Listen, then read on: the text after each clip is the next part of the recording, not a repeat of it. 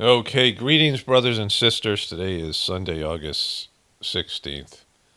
Um, I had a story I was going to tell, and I think there's one. I mean, maybe a couple ones, um, but there's one that just popped into my mind. I'll get to that in a second. So this video, today's video, there's a video that goes up tonight, and I was kind of in a shitty mood yesterday.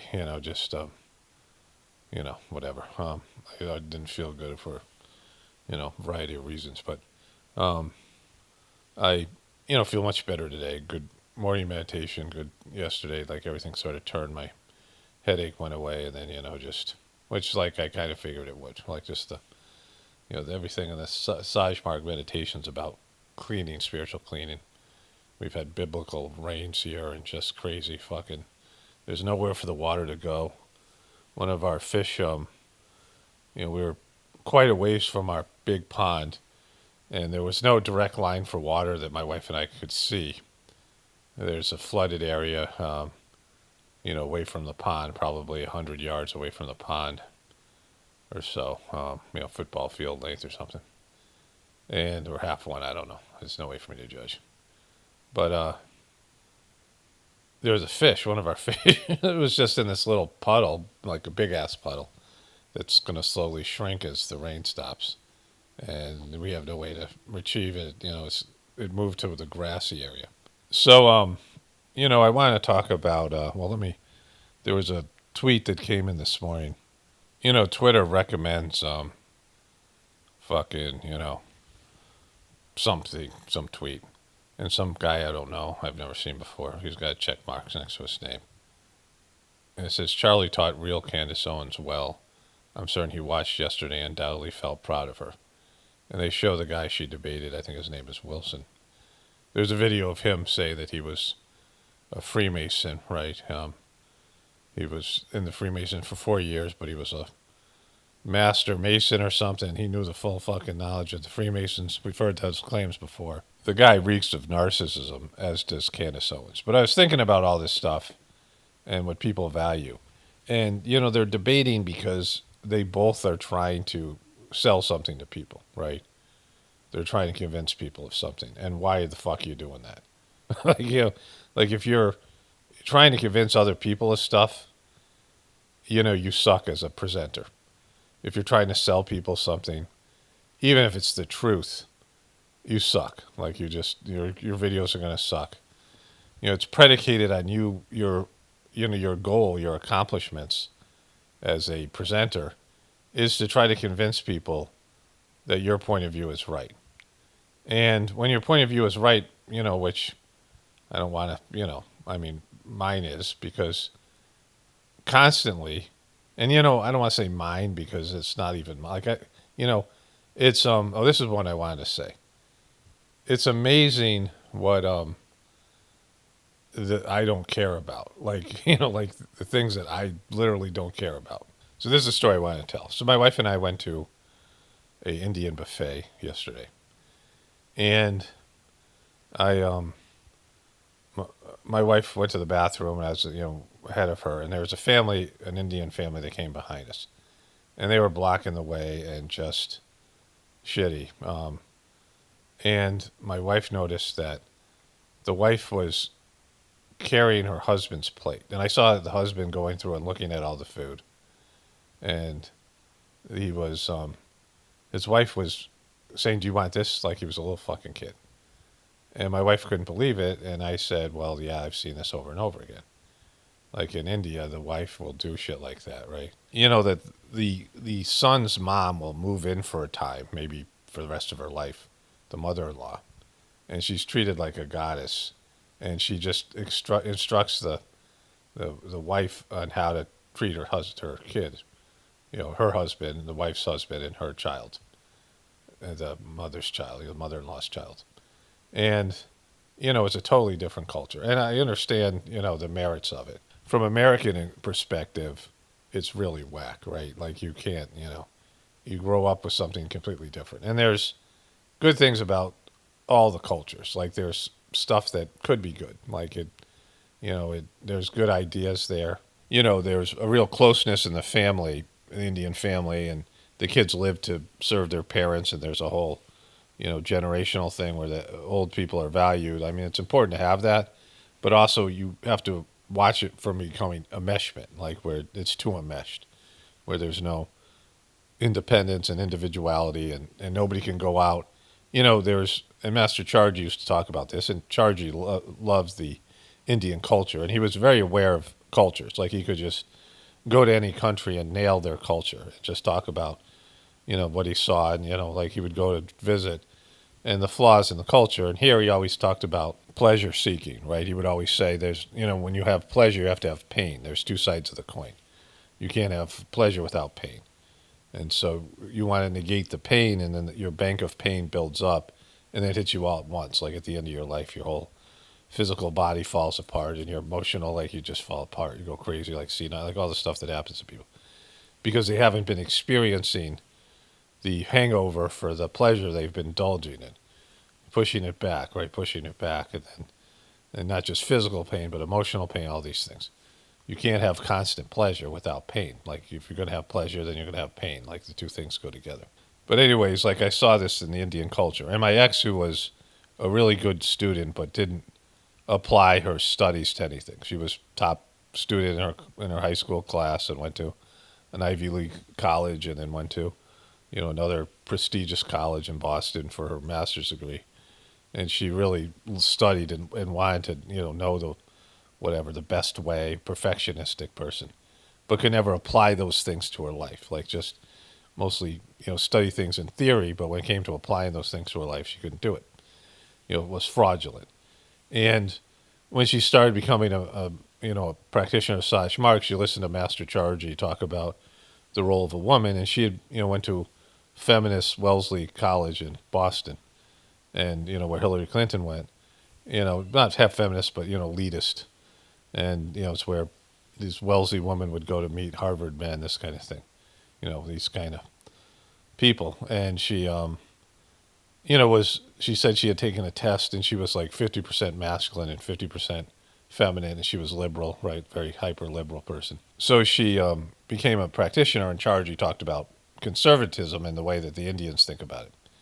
And she embraced that. But there wasn't much, there was what he talked about, and there was, practical learning. You could learn about the things that an Indian wife would do, like the Indian wife, the relationship between a man and a woman in India, quite different. Like the women would walk behind the men, but there's this idea that the women would lead from behind, like in a subtle way, like they would, in a very service way, like they would still have influence over their husbands. Their husbands seemed to be more dominant in the relationship, but they were able to, through not being feminist and aggressive and things like you see in modern culture.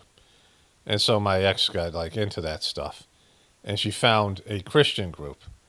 It was a bunch of moms who had many children, and she pretended to be one of them. So in her way of thinking, she was. Some of the women wore head covering. Like the leader of the group was somebody who believed homeopathic medicine was satanic, right? Like real Christian, women. And my ex, was in that group for a long time and learning about these things. But I was telling this to my wife, like this whole idea, when I knew that she was full of shit, because I think it was right when my mom died. And there was like a canteen at the ashram where you'd go and you'd eat food. Like there was free food for everybody, and then you could buy food at the snack bar that was like higher quality and some Western food. And there's a place where you'd get these metal plates, like, cafeteria style. Everything's stainless steel there in India. And you get these metal stainless steel plates, and you'd go wash them, and you'd put them in the area for them to wash them better, like you'd rinse them off. And there was an area for you to do that. And so, and I was like struggling with something. I was physically sick. And it might have been, whatever it was, like I wasn't feeling great.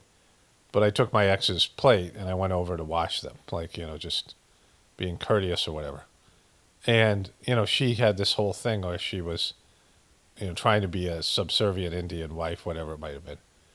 And I look up and I'm surrounded by wives, who are washing their man's plate, and I'm doing this for my ex, like, because she was talking to somebody or something, which was constant. And I realized, I mean, like I'd seen this kind of behavior over and over again. Her fraudulent behavior. This is like right before, the divorce, and I'm like, she's just full of shit. Like she says she wants to be this person, but she doesn't really do it. And I was telling my wife, my wife now, about how my ex would put her hair up in a French braid because the Indian women would braid their hair and then they would only let it down in the at night for their husbands. Like it was like this, almost something like this is just for you. You can no one else can see my hair, down. Everyone else it's in a braid. And my ex was kind of like, I'm doing this for you, like it was some gift for me, and I was supposed to be fucking appreciative of it, and I thought it was weird as fuck, right? I mean, I understood it, but I'm like, it's not what we grew up with. It's not, whether it's right or wrong. You get familiarized with stuff, and it's just weird to try to embrace something that it would be different if you lived in India too. It'd be different if you were part of a culture where everyone else was doing it. But like it was just her. I mean, it was a very fake thing, but she expected me to appreciate things because she thought it was important, right? Like because she thought it was like a, I mean, which was a counterintuitive to the her adapting herself to what I believed, right, or what I thought, which is not that I wanted her to do that either, but that's what she was trying to do, right? That was she was trying to be an Indian style wife, right? And for me, like one of the worst things, not one of the worst things, was something that's like I just don't like, is forced gifts, like people having to buy you gifts on birthdays and trying to come up with something. And I just if I need something like a new microphone, which I already have some here in case I can't have like I have to have extra microphones, so whatever. My mouse went the other day and I got a new one. When you need something, it's great if somebody's able to give you something you need. And there's sometimes you get gifts that you don't really appreciate, but 2 years from now you need it, or 2 years from whatever it might be. So once in a while there's a good gift. But I don't like gifts when people think they're giving me a gift that has nothing to do with me. I don't like it, and then I have to fucking deal with it, right? Like I have to fucking return it or throw it away. It's just like a fucking it's the opposite of a gift, right? It's a hassle. They're giving me something like and there's so little I care about. And so, I mean, you can't make me care about the hair thing. Like like it's just, I mean, I understand in that culture it means something, but I didn't even buy into this culture, right? Like I don't even like the American culture. Like I'm not about the American culture. I'm not, any of the things. I mean, there's some things I like about it. Things I like, I like. There's things I don't, I don't. But like, like when you have to, all right, I'm a Christian, so I'm going to do this, or I'm an atheist, I'm going to do this. I'm a liberal, I'm going to do this. These what do liberals believe? Oh, you believe this, this, and this. Well, what do conservatives believe? Oh, you believe this, this, and this, right? Well, that's not the way anybody should be. Like you should go about and figure things out for yourself. Like that's true critical thinking. That you're not trying to fit into a group, and you're learning, self through your own experience. You're not having, you can read and listen to other people, and you can, I mean, you can people who are elders, people who are wiser than you, people who are, whatever. I mean, of course, that's great. But ultimately, you have to come to things on your own. If you don't come to things on your own, then they're not yours. Then you don't stand by those things, right? You'll flip on people. You'll flip on, if you don't take responsibility for your own decisions and come up with your own reasons for doing things, and they don't come from your like you have to have like a code of life. You have to have things you believe in, and you have to stick with those things because like you got to make your decisions and then live with it. And then if you have to adapt, you adapt. If you're wrong about something, you admit you're wrong. But there has to be an influence, and ultimately you have to have some kind of relationship with God, so you're answerable to somebody. There has to be some sort of authority that is like beyond you, and ultimately that's God. It could be a mentor, it could be a parent, it could be a teacher, it could be any number of people when you're younger. But as you become an older person, an adult, it has to be God. It has to be divinity, or some higher developed soul that's either here on planet Earth in physical life, or some disembodied soul. But you have to have you know some some constraints on your own bullshit, right? Like, so it's amazing, the things I don't care about. And so my ex saying, my hair is, I'm doing this hair thing for you. No, you're not.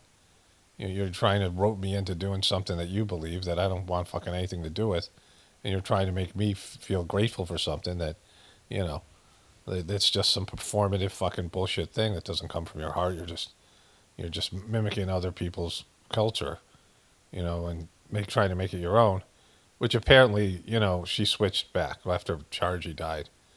Like I said, she was the most anti-vax person I knew. But when Dodgy, the new master, said, that's where it becomes like a cult, where you're just doing things because some person that maybe because the person has merit, like Master Chargy, but then a person's a piece of shit like Dodgy, and you're just following them blindly, and you're giving up all the things you believe that you've worked to, whatever. But she kept on flipping back and forth and doing these things and expecting other people to, think how great it is that you're doing it, and I mean, if you're doing it for other people, like I'm saying here, you're trying to convince other people about, like your validation is when you convince other people that what you believe is right, then you're fucked. Like then you're doing it for people who are coming from an inferior position than you. They don't know what the fuck's going on, and you're trying to convince them what the truth is. And that's, any truther doing that and needing validation from, people who are listening to them, right? Like, either you have real stuff to offer people, you have real insight, and then you just say the fucking words or the ideas, and then, whatever happens, happens. I've talked about this, the Sajmark, teachings. Master Chargy wrote to this personally. We don't work for results, we work for God. Like, you work for God, and the work is yours, and the results are God's. And so, the divine master. So this is, and you can look at it as your soul. Like, you're working for your soul. Your soul, it wants you to do things, which you can see. You have a soul plan, and you have divine beings and a soul, and, they all want you to do something. And so you, as an ego, have to be convinced why you're going to do those things. Why am I doing this? And sometimes you'll delude yourself. You'll make up shit, of why you're doing it. Like, you might get married because you have to get things cleaned out. You're going to have a shitty marriage, but it's going to be best for you spiritually. Like I was in that situation. I had a shitty marriage. So I had to convince myself there was a path to success when there clearly wasn't. Like, I had to convince myself my ex had, potential to rise up beyond her, her childhood abuse and her bullshit victim consciousness and her crazy shit, and that we could achieve the goals that we had, and that we could have a successful, healthy marriage, and that just wasn't possible. It was like, it was there, like there was enough information for my ego to say, hey, look, there's a pathway here. And of course, anything is possible, like people can change, and, there's things that could happen. But, my faulty, the fallacy, the thing that I believed that wasn't true was that the goal was to have a successful, good marriage. And my kids were all going to be practitioners of the Sajmark system. And, there's information that, Master Chargy, he had this thing that he said in one of these books. Okay, so there is a book called The Fruit of the Tree, and I just laboriously went through the whole thing, trying to find this one quote, as an explanation to this whole thing with my family planning situation. So I'm just going to read the quote, then I'll explain it. Okay, it's a little difficult for me to read. I have sort of a microphone stand, and it's not really more functional. But so this is from October 1st, 1986, in New Jersey. I'll talk about that in a moment, but let's get into this. Someone asked this question: how do you feel about birth control and contraception? And Chargy, the third master of the system, said, well, generally religion says contraception is not right. However, there are techniques available in which you need not have a baby, not by contraception, more by abstention. I had once asked Master a question about rebirth. He's talking about Babaji, the second master.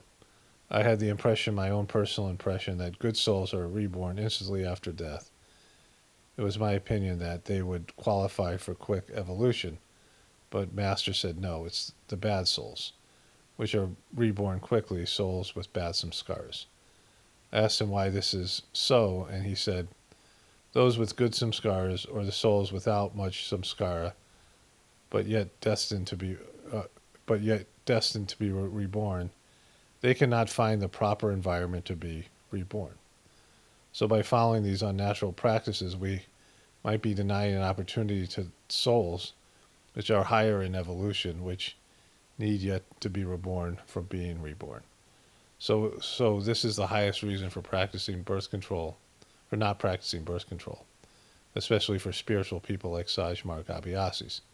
We must remember that as we evolve, it becomes impossible for negative souls to be reborn to us. Only higher souls will find our environment suitable for birth. I'm saying this because we should not automatically assume we would have 9 children or 12 children. As we evolve, the possibility of having children of the level decreases for us too, because there are not many around. Therefore, it will be safe. It will be safe married life even without contraception. There is no problem. Laughter. So yeah, let me expand on this a little bit. So this is from a book called Fruit of the Tree, and it is a variety of gatherings that were. Let me try to find the table of contents. He came to Italy in September of 1986, and then he went to America from September 5th to September 25th to October 5th, and then he went back to Europe, and he went to Munich, Germany. So this is the name of this thing is Fruit of the Tree, and in various places, especially America, he was talking about the value of having kids, the importance of it. People asked him about, well, we're polluting the world and overpopulation and, these things and, the reasons for not having kids. And, there was a lot of talks leading to this question and answer where he said, you're just allowed nature to run its course. And so the idea here is that lower developed souls have plenty of places to incarnate, like shitty families, shitty circumstances, and they're almost pulled back into life immediately. But if you have some spiritual consciousness and awareness, you are looking for the right environment to be born. And this also speaks to really higher developed souls that come down to do work. They need the right environment. They need to be, they can't be too poor. They can't be too rich, right? They can't, more or less the overwhelming options is poverty. There are lots of kids being born into poverty. You have these countries where people don't have the ability to, they don't have access to contraception, and they're poor, and having kids is a way for them to, maybe their kids will help them do work around the farm or whatever it is, right? And so, poor people have more kids than rich people. This is a fact. One of the ways to reduce population is to raise the economic status and the educational status of people. People who are in poverty will have kids. And oftentimes those impoverished situations, those kids, even if they were higher developed souls, they're going to be a dumb fuck, right? Because they're not going to get enough nutrition. They're not going to get enough protein. They're not going to get educated. Their health is going to be bad. They're going to maybe in, maybe not always an abusive situation, but, not great situation, living in poverty, living in fear of your neighbors, whatever it is. And so, people who have short lifespans and all these things. So, 50% of the world is living on, $2 or less a day. And I don't know if that's true anymore, but that was true at one point. But, you get the idea. 50% of the world is in soul-crushing poverty. And so being born into that kind of situation, you have no chance to become a spiritual person. And, even if you did, you're limited because of your constraints of, not having proper brain development, not having the proper environment. And then you have ultra-wealthy people, which are oftentimes anti-spiritual. They're so materialistic. So, to be in a family where you can, have your spiritual tendencies be, cultivated, but also, you know, not being devastating poverty. I mean, there just isn't that many places. So that's what Babaji was referring to. If you're a higher developed soul and you want to come down and do spiritual work, you have to have the right environment. And even that is, especially nowadays, is tough, even if you have the right environment. And again, taking this because I was looking through the whole book. Like I wasn't sure, I didn't bookmark this place. I mean, the book is, probably 200 pages, and there's a lot of questions. I thought it was from a question and answer session, but there's a whole chapter called Children, and I just went through it, and when I realized that this was a bunch of hippies who I knew the people at the time. My ex was there at the time. Like he's Babaji died in 1983, so this is maybe his first or second trip back to America, and there's lots of hippies, and in Europe as well, and the free love. They're using drugs, and he's trying to convince men and women to sit on opposite sides, and he's met with all kinds of hatred and shit. Like I think maybe that was a year before. I'm not sure, but he addresses it here, and so he's talking about all these principles, right? And when I read this, I mean, it really affected me because I was at the time working at a treatment center. And I was working with these kids who were, they had been sexually abused and they had acted out sexually, and they were like little fucking criminals, and they had no future. They were going to be in, treatment for the rest of their life. And I realized you can't really help people. Working as a counselor, working as a healthcare, or, a psychological, I eventually would get my master's in counseling, but working in the field of psychology, and so much misery out there, and you really can't help. Like I had an experience with this one kid who his mom sexually abused him, and he was just a nightmare of a kid. He had been in treatment since he was like probably taken away when he was 5, and I've talked about this before. His mom was Greek, and she had a heavy Greek accent, and she would get on the phone, and you had to listen to their phone calls because she had sexually abused him. And she would say his name, and his name was, it was like an ethnic name, but let's call him Tom. And she'd go, Tom.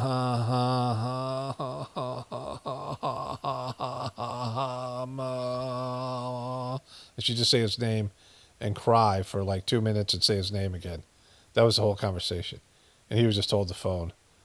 And he was desperate to have a family, and he had this visiting resource, and she had a son his age, and they were thinking about adopting him because he was really great around her, but like they were letting him loose in the neighborhood with other kids, and you can't do that because he had sexually offended other kids in his school, and so that got pulled away from him, and he lost his shit, and he was crying one night in timeout, and I said, what do you want out of life, basically? And I was doing the 9 o'clock prayer, which is my eyes were open, but you're praying for everyone to come to spirituality, and I see this aura. There was these rooms were like carpeted rooms because the kids would go in there. Sometimes they'd be restrained. And he said, I just want a family that loves me. And it made me like realize that you couldn't help these kids. Like, the best thing you could do is be a good parent. And, and I was reading this book at the same time, like this, there's all these books, and this, I happened to read this one during that period of time. And I realized that this was like, like something I was being made aware of, that there were higher developed souls looking for places to incarnate into. And you have a good family, and you bring these souls in, and you do your best to raise them in a way that they can become spiritual. They have a path towards spirituality. And I was like, all right, that's how that's like if everybody had, 2, 3, 4 kids, 5, even, whatever it is, and those kids were better than their parents spiritually, the world would be transformed. So like that was my thing. I'm like, all right, that's what we should do, right? That's what the kind of situation I have. And my ex was there at the time, and of course she read the books as well, and she resonated with this. She had 2 kids already, and her, ex didn't want to have any more, and she desperately wanted to have more, and she believed in these same teachings, in her own fucking the spiritual part of her. The other part was there's these teachings in the system that, indigo children was mentioned. Later in the Whispers of the Brighter World, they would be mentioned again. These idea that there's higher developed souls coming in, and that it would be a new, like, human being. Like there'd be genetic modification, more spiritual tendencies, and these children who are coming in for this big change, which you can't see it now. Like it's hard to see anything like that now. But that this was going to be a part of that, and the whole teachings of the Sajmark system, that there was going to be a collapse of the civilization as it is now, and human beings were going to step up. They were going to, we were going to have a society full of saints, and this system was going to help people, express their higher nature. And so, those were all the things that I believed, and I still believe in that. But, and my ex and I were the only two people that read this passage and practiced it. Like, actually thought this was, we talked about it, and it was, we thought we would just allow these souls to come in. So, this idea that these higher developed souls, and what Charji was saying is that lower developed souls will not come into your family because higher developed souls are looking for spots, and they get like first dibs, and there's other talks about this. So there's more than this one thing. But higher developed souls would come in because you are, especially if you have this attitude that you want them to come in and you want to do your best to help them achieve, what they want to do spiritually. And so this was always the idea. This is what I believe was going to happen. And that we had 4 kids in 5 years. And she had 2 kids for previous situations. So there's 6 kids. And, given my ex mental illnesses and her, inability to confront her, her trauma and abuse and, all of her fucking suicidal tendencies and her fucking victim consciousness and all that shit, it was doomed. And we were the only ones who read it and did this. So it's fucking weird, but, and it's just, this book is going to be buried. Like the next generation of people aren't going to hear that passage. And it's the whole book. Like he's convincing people to have kids, and these again hippies, and people are using LSD at they're like fucking hippies, boomer hippies. And so it's like, to a generation.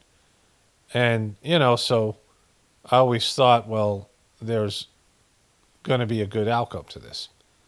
But of course my kids, something happened. I got information about some shit that I can't even talk about it, but it's just so painful. Like fucking, and of course I had a daughter who committed suicide, and she was always like, I couldn't. When she was a little kid, she showed like her potential. She had some, she was great with animals, and just kind of a force of nature. But as she got older, she started to copy my ex, and demonstrate self-abusive tendencies. She started cutting and things. My ex was a cutter. And, other things happened where she, I more and more, I just was depressed thinking about her possibilities in the future. She couldn't, she was just so aggressive and so obstinate and so difficult, and, like just not somebody I could see holding a job or being able to have kids. I thought she would have to go through drastic change. And when she did the meditation, she got a little bit better. My 3 older kids started the meditation all at the same time, and I could see them all benefiting from it. But they all, they were young, and they quit, and she was, didn't want to meditate because she was so restless. And that really, and then I just kind of got bummed out because I realized, again, I was hoping they would come back at some point, because they were young. They were 15, 16, and 17. And Daji had, reduced the age that they could start. It used to be 18. You had to wait till you were 18. But as things shook out, like I don't think my kids were people with spiritual tendencies.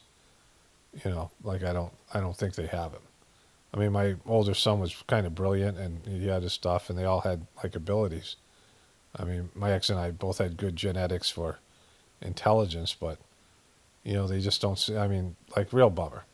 Like I thought that they would exceed me in their spiritual pursuits, and they have no interest in it. And like all the stuff the way it stands now, it's just that was never going to happen. And so what Charji said here did not come true. I embraced it with full faith and whatever. Not that I feel like he let me down or whatever, but the fact of the matter is it didn't play out at all like that. And all these kids in the mission, like so these people he's talking to in 1986, 7 years later I would start doing the meditation in 1993.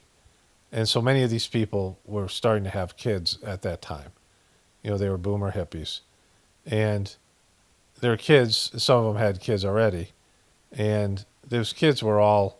They looked like neat kids. They looked like they were spiritual kids. Like they would put on plays, and they were doing well academically. I mean, there was a mixture of American hippie boomer people and educated people, and top of the line Indian people who were here, professionals making a lot of money who were educated, and and their kids were living in suburbs, and they seemed like they were good kids. Like they all seemed like they were good kids, and um, some of the Indian kids ended up doing the meditation. I don't think that many, but none of the Americans did. Not one of them. And I was shocked by this because when I came into the mission, these kids were always at the gatherings, and they all looked like they were into it, like they just spent time with Chargy, and then when it all played out, none of them, they all they didn't want any part of it, and that was a real like shocker to me, and I don't, I have no explanation for it, given what he said about higher developed souls here and these things, which I believe to be true, but in terms of my experience, it didn't play out that way. So that's a long way to go. I mean, I'd forgot all this stuff. It just luckily I remembered, or maybe not, depending on how you feel about me talking about all these things. But um, you know, this idea that I just don't care about stuff. Like now, after all that stuff, like I mean, I don't know what to say about it. Like there were things that were, you know, where I was 100% sincere, or at least as sincere as I could be, with my intentions and my whatever it might be. And I followed these teachings, and the ones that I really resonated with. Everyone has the ones they resonate with, and the outcome was not. Again, do the work and leave the results to God.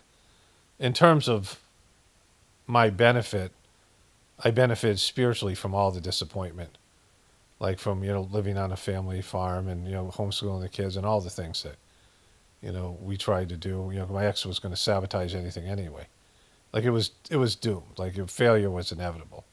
I mean, in terms of these goals and the way that it could play out, and to whatever extent I deluded myself, I mean, it was out of sincerity and belief in the teachings of the system. And I mean, again, that wasn't the point. The point was it helped me evolve spiritually. In terms of my part of it, the disappointment. I mean, so many disappointments in the way that everything played out.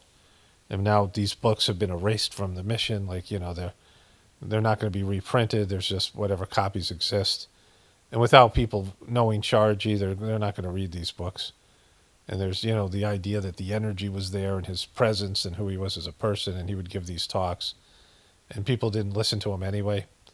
They didn't embrace his teachings and, whatever, because there's always their choice. It wasn't like, you weren't ordered to not use contraception. It was just answering the question on a spiritual level. He talked about procreation and how, that sex has been perverted as something as a pleasure-based activity where kids are a negative side effect, where kids are an undesirable side effect, certainly for people with money and, good lives and, whatever. That kids are something, you want to minimize the kid thing, and, it's maybe something you do because you're supposed to, or, like you think you should, but people really aren't into them. People who have money, people educated, people are, the kids are undesirable and the world's overpopulated, which of course it is, there's that aspect of it. And people don't want to give up their great lives for having shitty kids around, which is, also understandable. So like he was talking about that quite a bit, but that the reason that, sex is pleasurable, the reason that, you have a strong sexual desire is because you're supposed to proliferate and have kids. And so, that's the reason, not the pleasure itself and the expression of that, which of course we see now. I mean, he gets into, at some point he talks about, perversion and things like this of, all the people who are all fucked up, and, and how, distorted it has become, right? So all those things, I mean, they haven't gotten better. They've gotten worse, which we all know.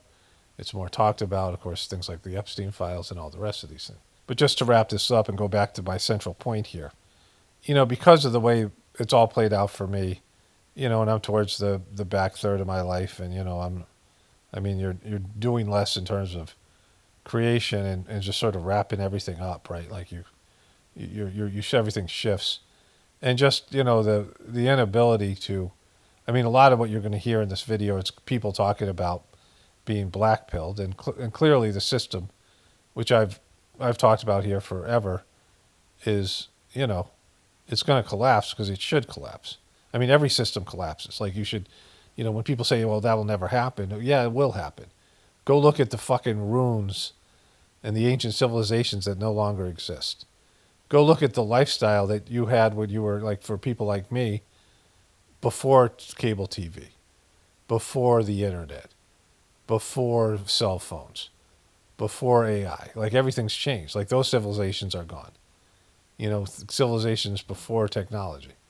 Because even people don't have technology. But there's a time where there were like 4 billion people who had a toilet. Like, half of the people didn't have a toilet. And 6 billion people had a cell phone. And it's probably more now. Like more people have cell phones than toilets, right? Like that's how even primitive people have cell phones. Like it's like a whole, technology has changed everything. If you're not into the technology, you don't have it. It's still you're getting zapped by the Wi-Fi and the electromagnetic pollution and shit. And so the world has changed. Like it's not the same world as it was when I was born. The world I was born into has changed dramatically. And it's like a death of one thing and start of something else, right? But there'll be a time in the future that what was once called America doesn't exist. The place will exist in whatever form. Maybe just the land mass itself will change. I mean, land masses are always changing, especially by the coastal areas. But things are changing all the time. Ice age. There'll be more land mass available, but less of it will be livable because of the ice age, the glaciers. The ice age, the water melts, and then all this civilization goes underwater. Tectonic plates change things, volcanoes. And so there's going to be changes. Like the civilization's going to collapse, and it happens all the time throughout history. Civilizations, kingdoms collapse. You go look at a map. There's a place that was once called Palestine that no longer is called Palestine, right? For example, there's a place that was called, Russia that became a bunch of different smaller countries, the Ukraine and the Lithuania and these other countries, they all gained their own independence. Like you have these things. So all these things collapse. It's, it's everything dies. And so at some point our civilization's going to collapse. And, it should collapse now. Like it's going in the wrong fucking direction. Everyone can see it. And, most kids don't feel like they have a future. There's a Ben Shapiro piece of shit, like he's going to talk about this, all these people. But all these people are trying to convince you to believe one thing or another. It's, they don't get it. Like, all these truthers, they're trying to tell you what's up and whatever. Like, I don't give a shit what you believe. Like, people, might think I do. I just, I say what I think or what I believe or what I see. Whatever the truth is that it's through the lens that I have, the distorted lens I have. And I'm right all the time. And I don't give a shit about that anymore. Now everybody's becoming black-pilled. Where were you when it really probably would have made a difference, right? In terms of preparation, and even now. Like, what are you doing? You're still like, yeah, we're fucked, but let's still talk about politics. What the fuck you doing? If we're fucked, the system's collapsed, then why don't you do something else? Why don't you prepare for that? That's what Pockets of Future is. Why don't you do something now to prepare for what it's going to be like in the future? You know what the future is because you're black-pilled. You know the system can't be saved. Then figure out what's going to be like for you. And again, I'm not advising people. I don't fucking, I don't do any of that shit because it's pointless, right? Because I don't, your ability to affect other people is very limited.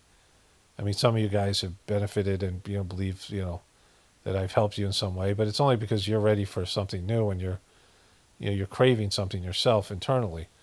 And then, the information you get from me is a catalyst to figure out things that already exist inside you that you just can't access. That's the whole Sajmarg way. When I started reading the Sajmarg books and I heard talks like this stuff through the tree, like, when I just read you, it just resonated with me because, I was ready. Like, there's something in me that had that new, like it was past life thing or something, or, from the transmission that's given. But it was inside me and it was activated by some external, whatever, stimulation, books, teachings, meditations, whatever it might be. But it already exists inside of you. For the people that it exists inside of you, it unlocks something that, that's desperately trying to get out.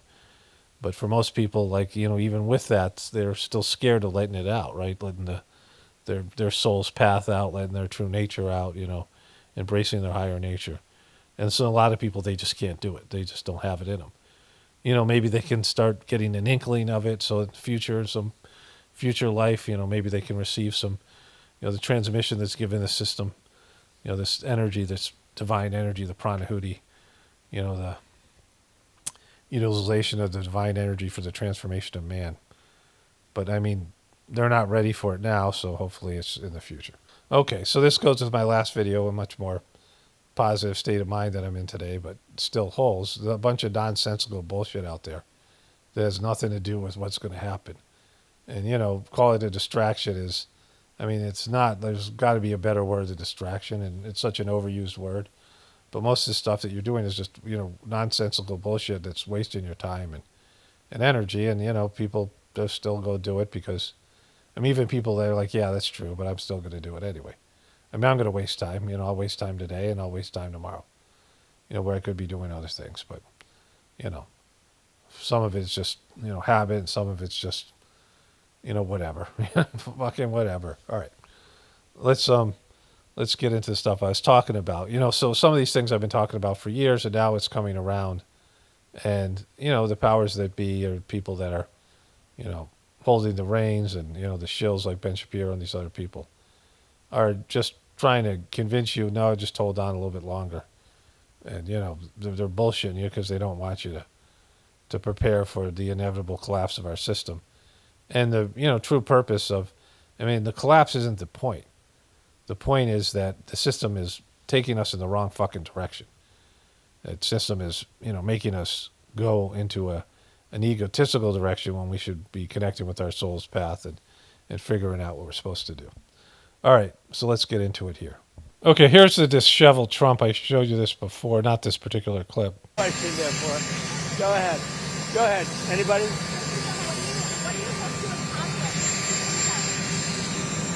I have a lot of things that are happening, a lot of good things. The economy is doing unbelievably from the standpoint of Wall Street. We just set another record, as you know. Okay, so that's Exhibit A. There's a few of these things I'm going to get to. I want to show you a quick Candace Owens thing. And then there's going to be a Ben Shapiro and these other people who are all pushing back against being blackpilled, which is part of this thing. Right? But, Trump isn't able to, it doesn't either. He either doesn't care about lying. He doesn't care what his base thinks. He doesn't care what normal, average people think, people who don't have, anything significant or maybe nothing at all in the stock market, people who don't view the stock market as being a barometer of economic success. They believe it to be, affordable prices and being able to live their lives, right?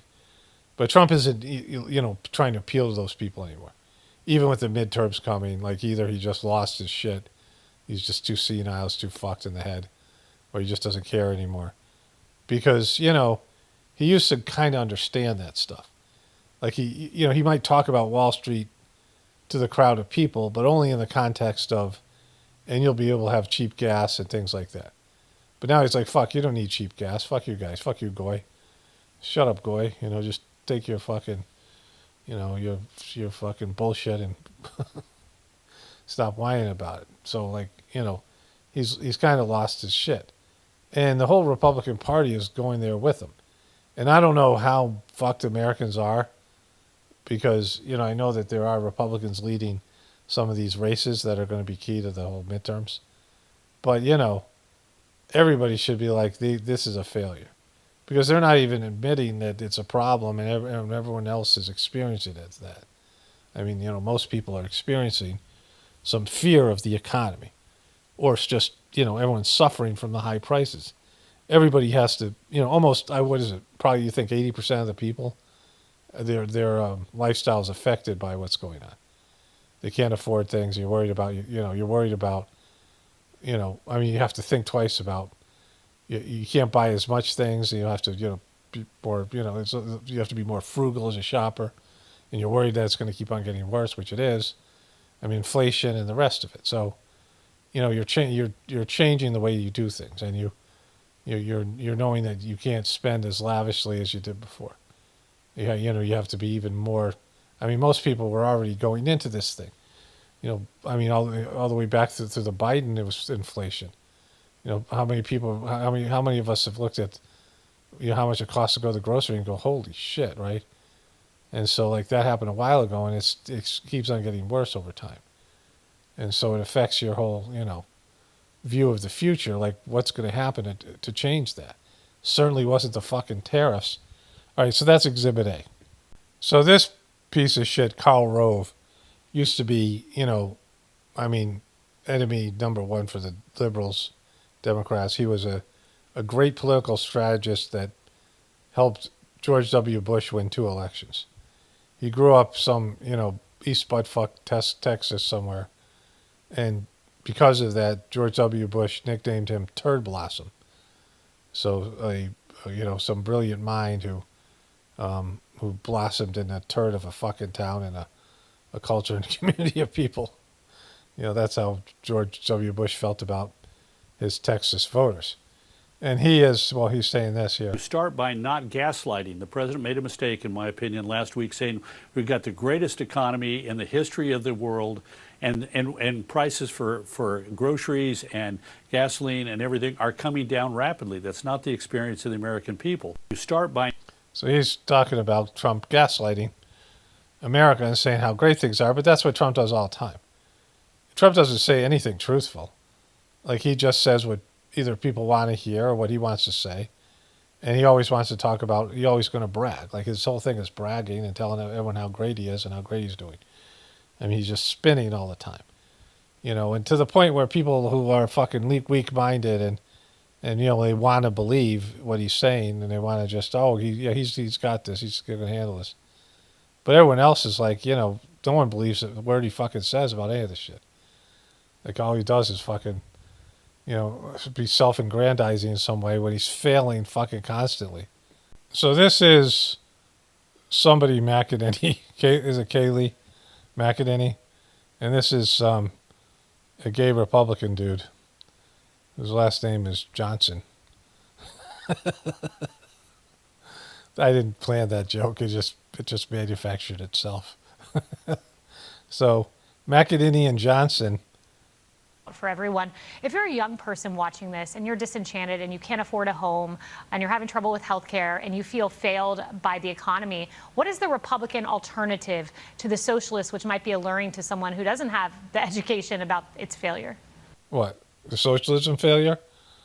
I mean, like, so they're just admitting that Trump's a lying sack of shit. Well, she is, and he's about to as well. Because Trump's saying it's the greatest economy, but, they know that people are fucked, right? Well, the answer is not to turn everything over to the government, because that never works. That drives prices up. It leads to famine. It leads to human suffering and poverty for everyone. The answer is limited government and individual freedom and the rule of law, the things that the Republicans have been fighting for. Now, Okay, so he didn't dispute that people are upset about the way things are. And so Trump, the president, is gaslighting and lying to people. Karl Rove said it, right? Trump was out there saying, well, Wall Street's doing great. Like, that's what Trump looks at. He looks at Wall Street because those are the people he gives a shit about. Those are the people he's trying to impress. Those are the people, that's his group. Wealthy people that are invested in Wall Street or work on Wall Street. But Americans know it sucks, and these people are admitting it. And this guy's saying, well, don't fucking embrace socialism. Well, the way it works is my turn, your turn. And the reason Joe Biden, whatever he did, whatever that was that happened with him and Trump, the reason he would have won, or the reason he did win, was because things weren't going great with Trump, especially to do with COVID and those things. If things were going better, like pre-COVID, and, Trump had an artificial economy. Trump deregulated everything. And so he had like a good numbers, job numbers and economic numbers, because he deregulated everything. And you deregulate shit, and there's going to be immediate boom. And then there's going to be consequences like the derivatives market and the housing market collapsing because they get rid of the rules. That's what Mike Johnson's talking about. Don't, bring in heavy government because that kills industry and business. But these guys are all looting and the money isn't trickling down. The Democrats aren't, good at bringing in money or solving these things. They're not good at these kind of economic issues. And so they'll take over and it'll just get worse. Because the primary problem is the system's collapsed and there's no way to fix it. So, I said this over and over again. So, but for him to say, well, don't bring in socialists, the way it works is if you lose, if you underperform, then it swings back to the other side. Like, that's why there is another side. So that people can be angry at you and then they swing back to the other side, get angry at them, and then swing back to the other side. But then sometimes people have to realize, oh, we're fucked, right? Like, there's nothing we can do about this. But they're both admitting it. Like, they're both admitting there's no solution. Like, he's saying that they have a solution, the Republicans, but why aren't they fucking using it? Why isn't it doing it? And we know the Democrats don't have a fucking solution. And so this is, an admitting of, yeah, it doesn't matter what you do. Because we sucked and they're going to suck as well. So don't forget that they sucked last time and we sucked the time before that. And so at some point you realize there's no reason to vote. Because whatever's going to happen is going to happen and nobody's going to stop it. Okay, so then they go on to say this. I made a pit stop here in my hometown. I'm in the middle of a 30-day nonstop campaign tour going to 18 states and across 34 districts in August. And everywhere I'm going... And you're going to have sexual activity with other men in each of those states. Anyways. Going, Kaylee, from coast to coast, north to south, east to west, we're seeing the energy of people because they understand the stakes are so high in this midterm. It's less than 80 days away now, and it's going to be a fateful one for the country. And this is a contrast election. I was on the phone with Newt Gingrich 6 months ago. We talk all the time, but he has a way of... No, good old fucking Newt. Where's Newt? You need him. He was called gay by Hunter Biden. He was one of the people he listed amongst gay Republicans that pretend to be straight white Christian that are really secretly gay. Like twinks. Crystallizing things, as you know, and he said, Mike, this isn't a contract with America year, this is a contrast for America, and in short summary, it's a contrast between common sense and crazy. So we've just launched a new website. I'm going to debut it on your program this morning, but if you go to contrastforamerica.com. Boom. So you talked to Mitt, and he told you your talking point, and now you're bringing it up. We lay all this out. We really have an education component to what we're doing on the campaign trail right now because...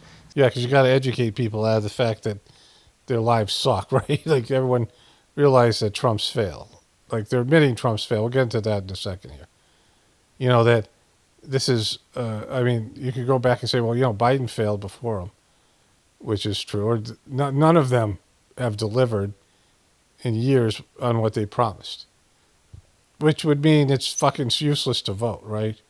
That neither party has a solution, and neither party can give you what you want, right? No one can tell you the thing. No one can tell you your life is better when it isn't, right? So that's where the education comes in. Sadly, young people have not been taught the truth about socialism and communism. It's a dangerous road. It's a danger. They don't even know about communism, socialism. See, the Democrats have a number of very liberal candidates. But I've talked about this before. The Democrats are much better at remaining moderate because there's just not that many really hyper-liberal people. The liberals are not that many people. There's conservative Democrats and there's moderate Republicans, right? Moderate Dems and moderate Republicans. But the Republicans, there's a lot more crazy right-wing people who just believe the right-wing bullshit. They're very fear-based.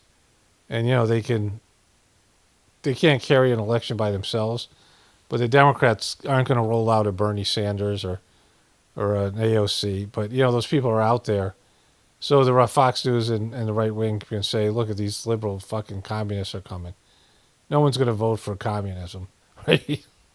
You can call somebody communist, but, if they're not coming down saying I'm a communist and they're not coming down saying I'm a liberal, then they aren't that. Like Trump has to lie about who he was to some extent to his people. He had to lie that he cared about him. He had to lie that he was a Republican. He had to lie, these things. but he does it in a way where, you kind of know he's lying, but he's doing it anyway. The Democrats have to lie about pretty much any kind of thing, and they can't vote in any way in a way that's. I mean, they can't come out and say I'm a communist and a socialist because there's no way they get elected. We have. I mean, that's not a real thing. That's how desperate they are because the only way that they win this thing is saying, well, they're trying to bring in communism. If you don't vote, we're going to have a communist government, right? And this is one of our efforts to make sure people know that. And people can see. I made a pitch. See, this is the cost of communism is up here. They're trying to re-educate. This is the cost of communism. They're putting up shit like Russian scythe and a Russian flag. I mean, the Democrats aren't running as a communist bunch of people. They don't have a platform. They've been running against Trump their last 8 years, last 10 years. At least we're not Trump. That's all they have. That's all the liberal media has. Like Joe Biden was a fucking disaster, and their candidates are unlikable and horrible, just like the Republicans ones are. And so there's nobody out there with a solution. Like everyone can see that now. I hope that there's no difference, right? If neither side could change it in a positive way, that means they can't. They either don't want to, they've been ordered not to, or it's impossible, right? Because why not make it better for some Americans? Why not make it more affordable? Why not make it, all the things that people are concerned about? Why not give the American people what they want, right? Are they just being dicks? Are both sides just like, hey, we could, but we don't really like you? They have contempt for the American people. They just hate the American people. No, they can't do it. And they've been ordered not to. But even if they don't even have to be ordered because they can't fucking do it. Like it should be obvious to everyone they can't. This isn't a matter of won't or any number of ways that you would look at it. It's a matter of can't. They can't fucking do it. And so that means that being blackpilled is being an honest person. You're not blackpilled at all. You're just realizing we're fucked. When the people that in power promise you things that they know they can't deliver on, it means that, the system is going in a way where the majority of people don't like it and they're not trying to even change it, right? Like if they could change it, like if the Democrats could win and actually change the America for the better, then they would be a shoo-in to win again. Like, if anybody could come in and just solve Americans' problems, right? That aren't social, that aren't, this whole, whatever they call that thing where they vote for, whatever that politics of whatever that fucking right wing Tucker Carlson just always talk about it. Identity politics. It's not about identity politics. It's about, all right, you're not going to pay twice as much for gas as you used to. You're going to be able to afford your groceries. You're going to be able to. Your kids are going to have a future where their AIs are going to take their fucking job, right? Like all the kind of things that are there. Then it's not going to be about whether or not biological men get to play in women's sports. Like that's a fucking losing thing. The Democrats aren't running on that shit anymore. Like things like that. Like that stuff that you talk about when you're not worried about can I afford groceries, right? And so, there's the economy, there's the war, there's the, is Israel puppeting our country? These are real fucking things, where people are concerned about. All right, so they think that Israel's controlling our country. Let's cut ties with Israel, or let's just stop funding them, and let's stop doing what they want us to do. They can't do that. Like, they can't fucking do that. They can't not do what Israel wants them to do. They've been bribed by Israel. Israel controls them. We can blackmail them, whatever it is. They can't say fuck you to Israel. The American people say, hey, say fuck you to Israel. They're like, no, we can't do that. They might pretend. The Democrats can say, yeah, if you elect us, we'll say fuck you to Israel. But they're not going to say fuck you to Israel, right? Like, these are the things that we're talking about. Like, any number of these things, if they could do them, they would. So they can't do them. So why are we even talking about voting? Like, if you're upset about certain things and you're like, I have a problem. Like, you go to your boss with complaints and you're like, I'm working too long hours and, you cut my pay and I'm working more for less and the work environment's really shitty. And your boss is like, fuck, good, quit, you're fired, fuck you, get out of here. You're like, wait a minute. Like, I thought you were going to hear my problems. He goes, yeah, we're our company's going fucking under We're not going to pay you more. We're going to pay you less. In fact, I was just going to talk to you about taking another pay cut and working more hours. Like fucking. But since you're complaining, I'll just go fine. I'll tell we need to lay people off anyway. And so that's what America is right now. They can't solve your problems. Yeah, you have complaints. Of course you do. They know you have complaints, but they can't do anything about those complaints. So because we're cratering, right? This guy has to pay people so that he could go give speeches.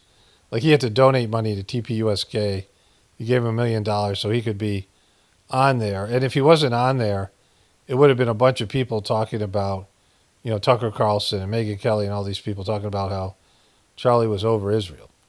Like if he didn't give, his business is folding. They had to lay off most of their staff. He had to take away their credit cards. They're not getting any, they're not getting any, views. People don't want to hear about them. Like their message is failing, right? Americans don't want to watch this motherfucker. And the people, that work for him. Candace Owens is doing much better than he is.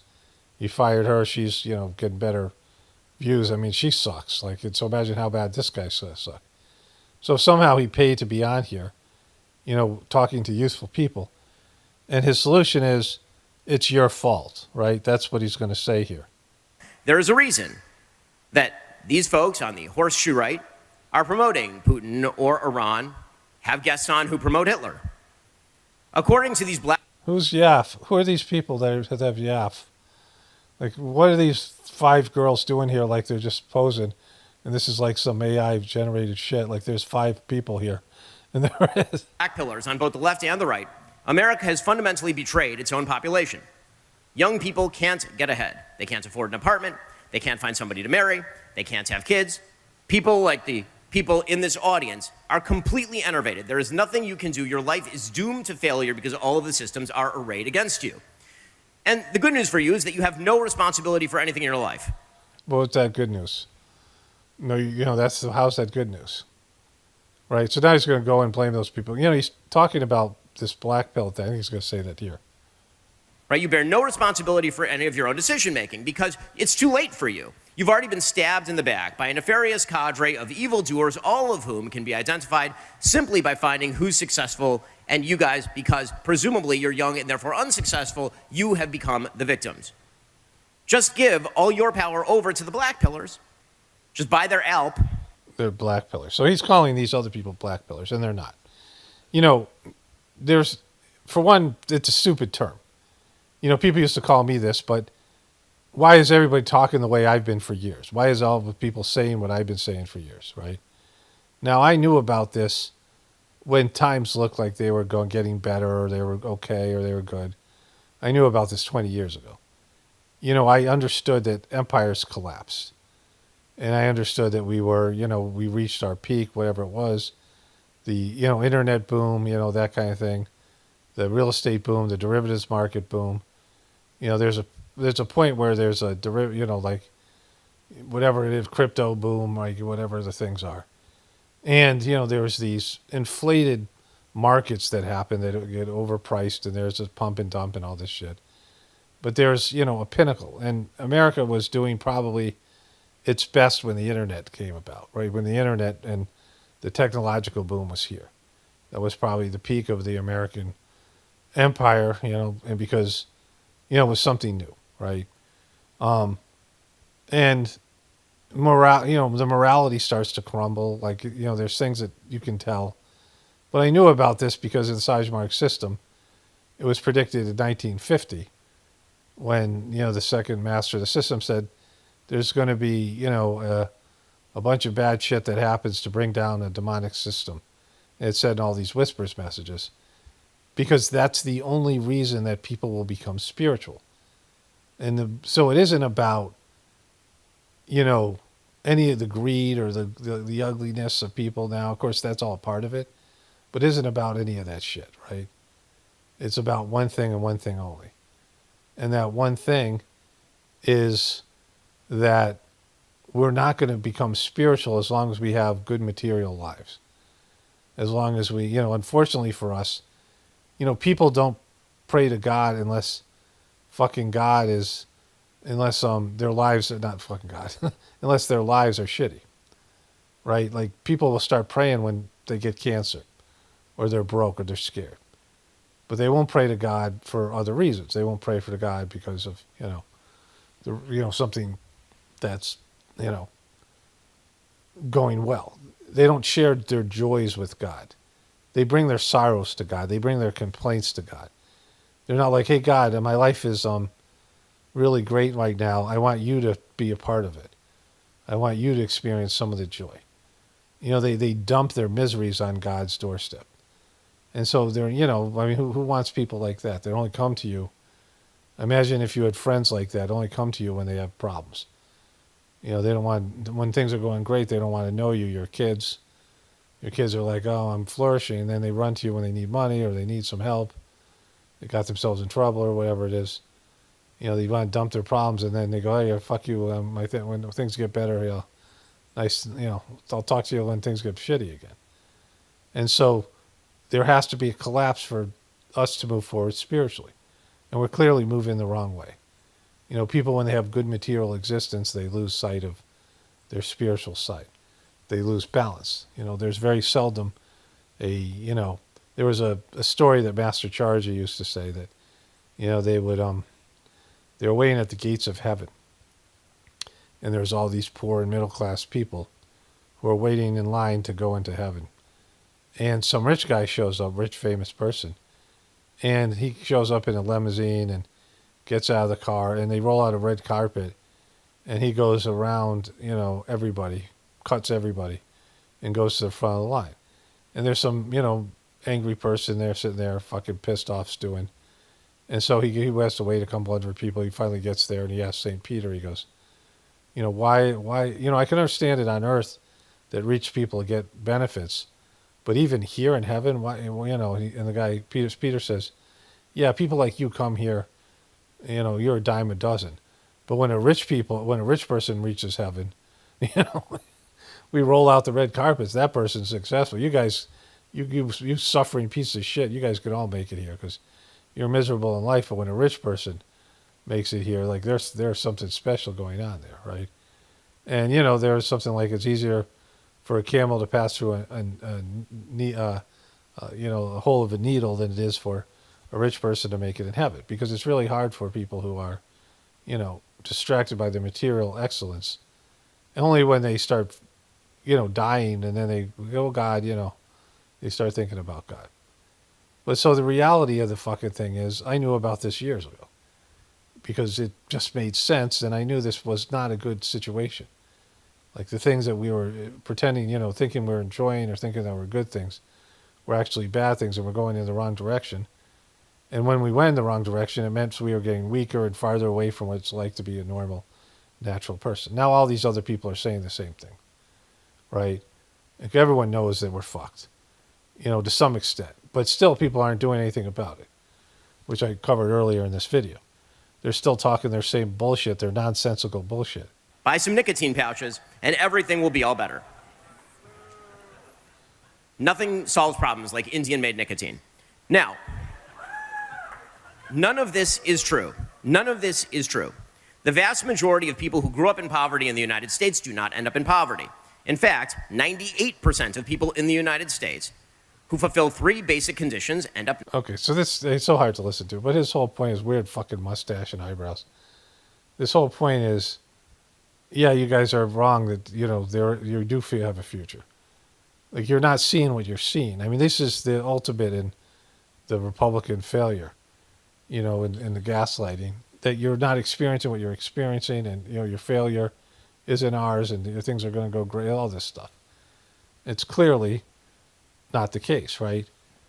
Because you wouldn't be feeling these things if they weren't true, right? You wouldn't, most people don't want to think this way. Most people have delude themselves about their future, especially young people.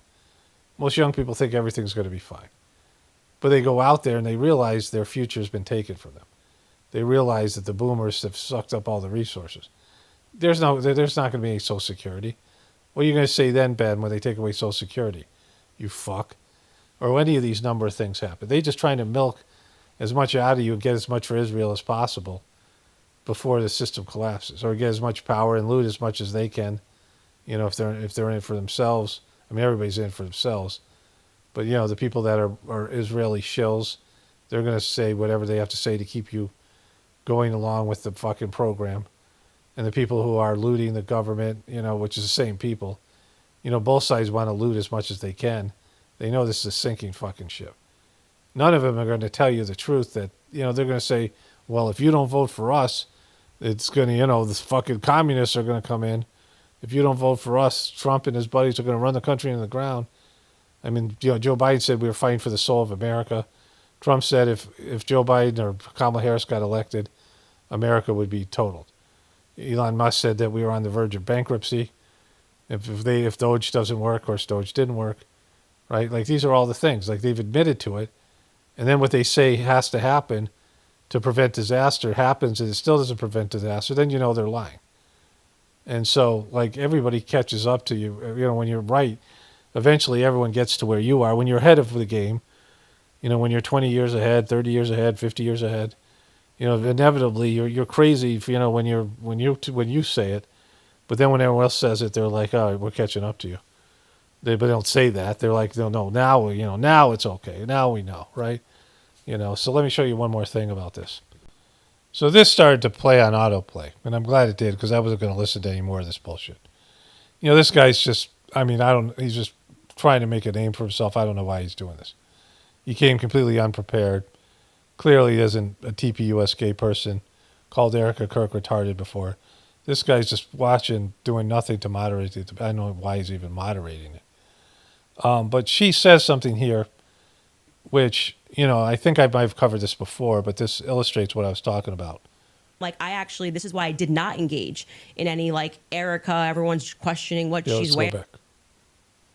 You added those two words. Okay, so what's she complicit in? Yes, so sowing this narrative that Tyler Robinson is guilty. So you're chopping up clips. Like I said, you didn't have the confidence to come in and debate. Tell me, so what now does you're that mean? chopping What it does up. complicit mean? We are showing a clip of her on Barry Weiss, which I can't remember the date that she did that interview. And Erica, when she is asked, "Are you do you feel with 100% certainty that Tyler Robinson did this?"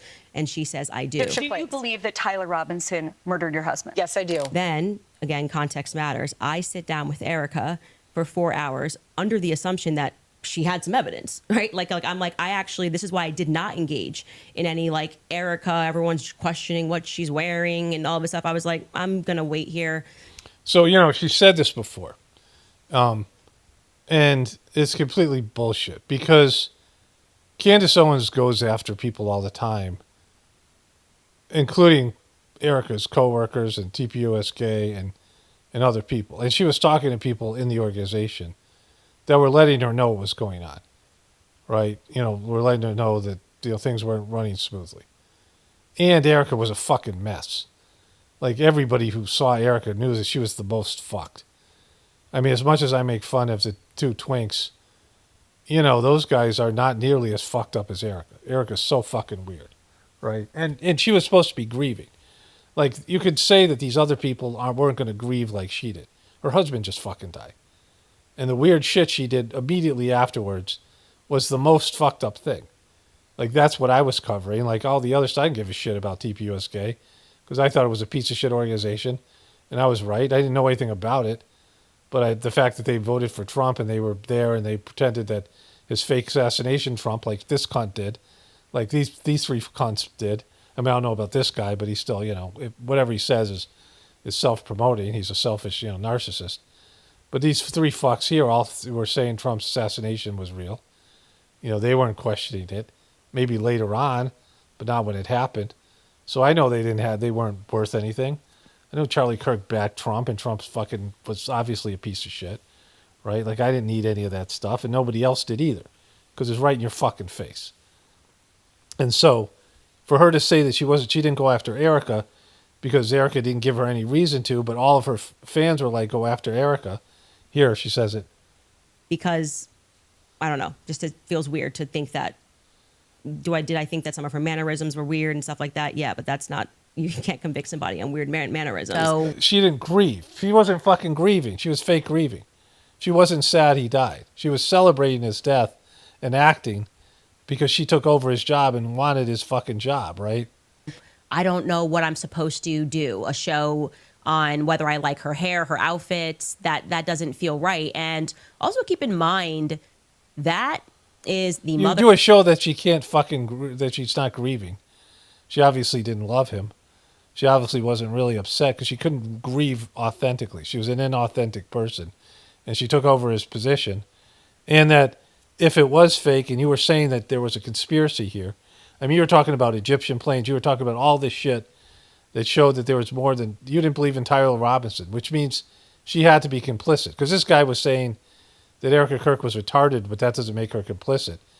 And what I've said all along, which is completely logical, like this is the simplicity of it, that you can't have a grieving widow out there who might call bullshit if you're going to whack her husband.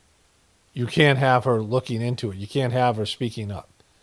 You got to control her. You got to threaten her. You got to bribe her. You got to make sure before you do it, she's on board. Hey, we're going to whack your husband. We're going to give you the company. If you say anything, we're going to kill you. Or you got to go along. But she was all along. She was his handler the whole time.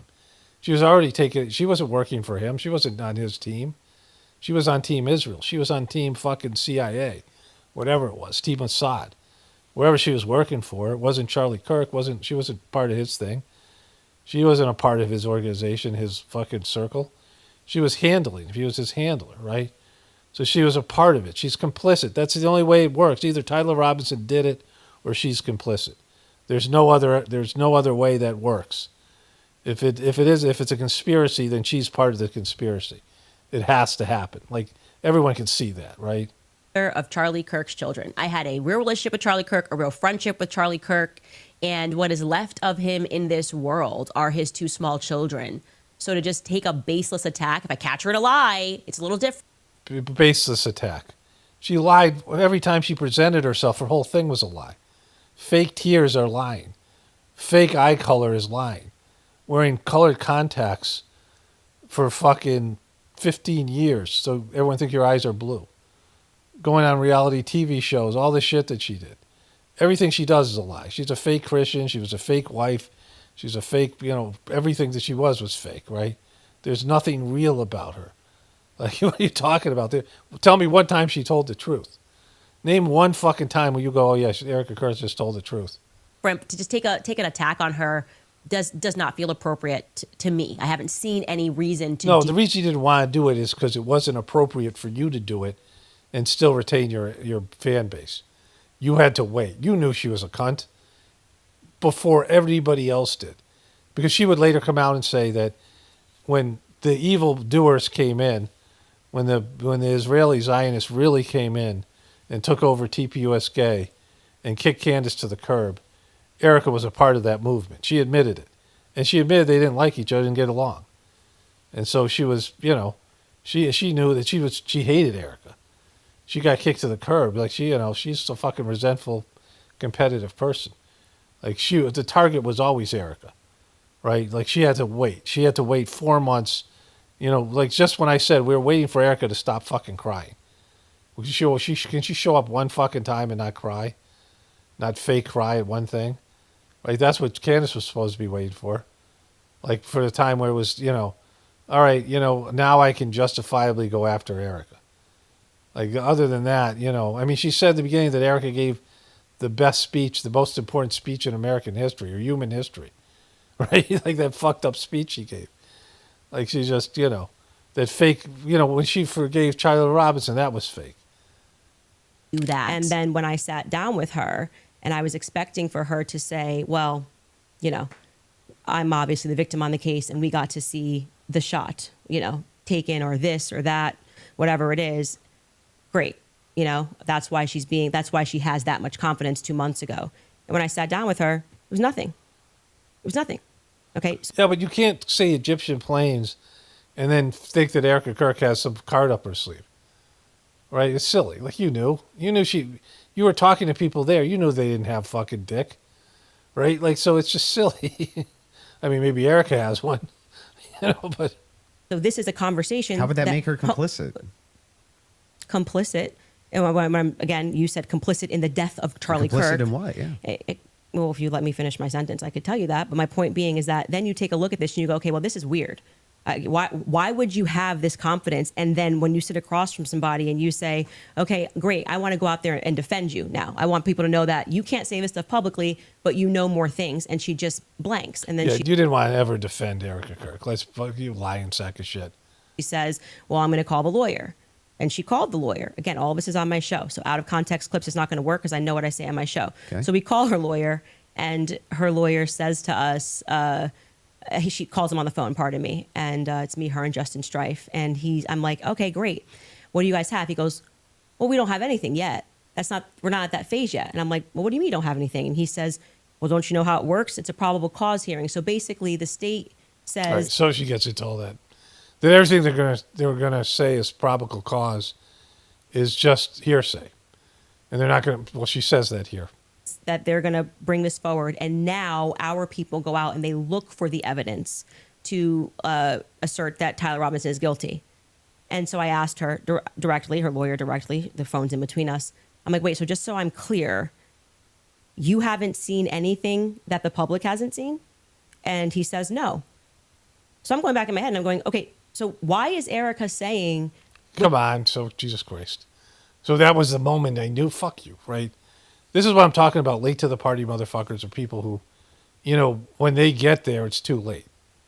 They're part of the problem because she knew ahead of time. She knew Erica was a cunt before I did. Before I even knew Erica. Like if someone said Erica Kirk, I went, who's that? Like I have no idea. Never heard of her name. Never saw her face. Barely. I couldn't recognize Charlie Kirk. I heard his name. But didn't know TPUSK. I didn't know what their influence was. I didn't know they picked J.D. Vance. I didn't know anything about it. I knew zero about TPUSK. I saw immediately, and I knew exactly what this was. I saw Charlie Kirk talking about Israel. I saw Charlie Kirk talking about how Jeffrey Epstein was likely Mossad, and I said to my wife, oh, that guy was a piece of shit. She's like, yeah, she sent me the clip, I think. And then, we were talking about it, and I'm like, yeah, that guy's fucked. Like, that's the first clip I ever saw of Charlie Kirk, even though he was saying things I agree with, but I just could tell what kind of person he was. And then I kind of understood what TPUSK was, and I was right about all of it because it isn't hard. It isn't hard to see the truth. But when you're connected to Charlie Kirk, and you're connected to Israel, you're connected to the Republican Party, and then, you get kicked to the curb by Charlie Kirk and his cunt wife and all these things, but you can't come out and say anything about it. And then he gets whacked. And then Trump, doesn't do the right thing with Epstein. And then so you turn on those people and then you pretend like you're a fucking truth teller. You're not a part of it. Like you should have known initially. Like why didn't you realize initially? I mean, why can't you read people? Well, you can. She knew about these people. She knew Erica Kirk sucked. Erica was always the target.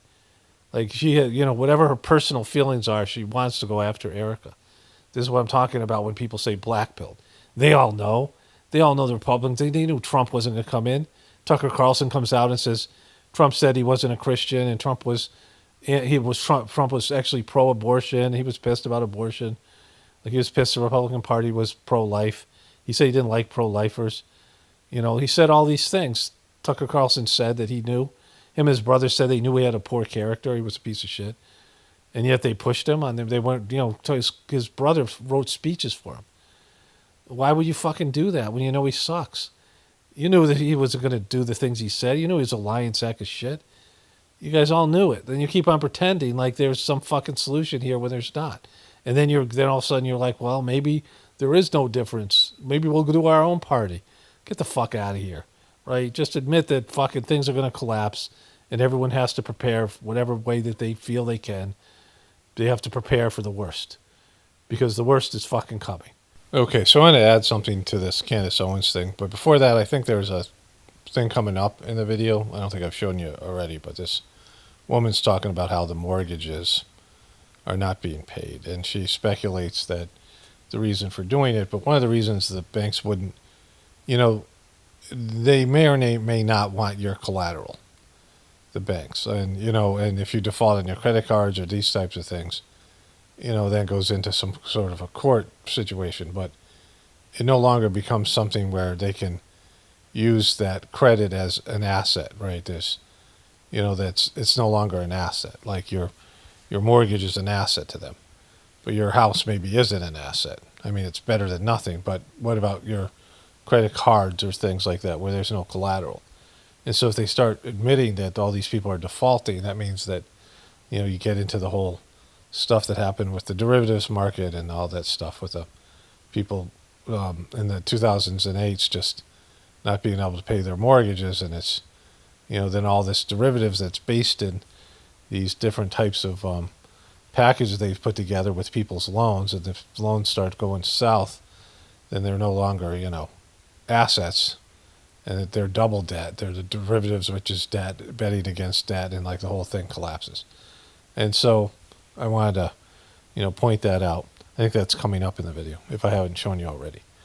The other thing is, with Candace Owens and all these people, Trump does this. Trump would take people who are loyal to him, his most devoted followers, and then scam them and sell them bullshit crypto or bullshit watches and phones. Just out and out junk, not even like trying to give them a quality product, like promising them things. And some of these dopes, after he's taken them for 30 grand and shit, were saying, well, it's the government that fucked us. Like they, like they still don't want to blame him. And it's the same thing, anybody who has an audience, it's like you have a relationship with your audience to whatever extent. Like even if you never meet them or you don't know them personally. And then, you're if they're coming to listen to you, as a person, as whatever it is, you have a responsibility to be honest and, tell them the truth, right? You don't want to set off worldwide panic, and, there has to be some level of just maturity. You want to say things that'll cause problems. I mean, you never know how people are going to take things. Like people will interpret things the way they want it. But in terms of yourself, like just, especially if you're somebody like Candace Owens who claims to be a person of truth. And what she does is she manipulates her audience. Like there was a great meme I showed you of her saying, something big's about to happen. I can feel it. She says shit like that all the time, right? Or she says things, I don't know, this doesn't feel right. There's something wrong here, but she won't tell you what. Like she just lets her audience imagination run wild. Like she'll give the evidence and point you in a direction, basically saying that this person's complicit or guilty. But she doesn't come out and say it. She's like just, she leaves it open-ended. And then there's the never-ending, we're about to get it done, and there's never any results. Like I said before, they could never admit that Israel and America were complicit in Charlie Kirk's death. That could never be admitted. Like that could never be something that the government prosecutes. Democrats will never do it, even as much as they hate Trump. That'll never be something that they'll ever do. The media will never say it. They control the official story. And so the best you get is to present, what she calls evidence or whatever the fuck it is. Like bringing in that piece of shit Mitch Snow and these other people. All the stuff that she's done over the years. All the stuff she's done recently. But it's keeping her audience, in a cliffhanger type mentality, always thinking that the results are going to be there. Like she's just one episode away from some bombshell breakthrough thing, and it never comes, right? I mean, there's things that are, important to the story and another detail, another piece of evidence, but it's never going anywhere. And she just wants to keep people hooked in. Your mind wants resolution. Like you want the end of the story. Like it's not a good idea to be like watching something that, in something intense and then go to sleep and then leave the story ending, everything's stories. Like people learn through stories. Stories are a huge part of human history. And, when there's a story where there's some kind of conflict that hasn't been resolved, it's not a good idea to go to sleep. Like it's not a good idea to, you should find out and just, all right, I know I know the ending, right? And she is always, this idea of Lost, the TV show Lost, where they would, they give you the answer to one mystery and then they give you three more mysteries. And that was the whole point of the show. They didn't have anything. There was no great ending. There was no explanation for all of it. There was no, there was no there, right? There was just a nothing. But they just kept, guessing and, what's that mean? What does this mean? What's that number? What's that symbol? These things. You can get bogged down with that stuff with symbology. Illuminati symbology and things in movies and TV shows. Well, look, it's there. What are they doing? It's like Easter eggs, right?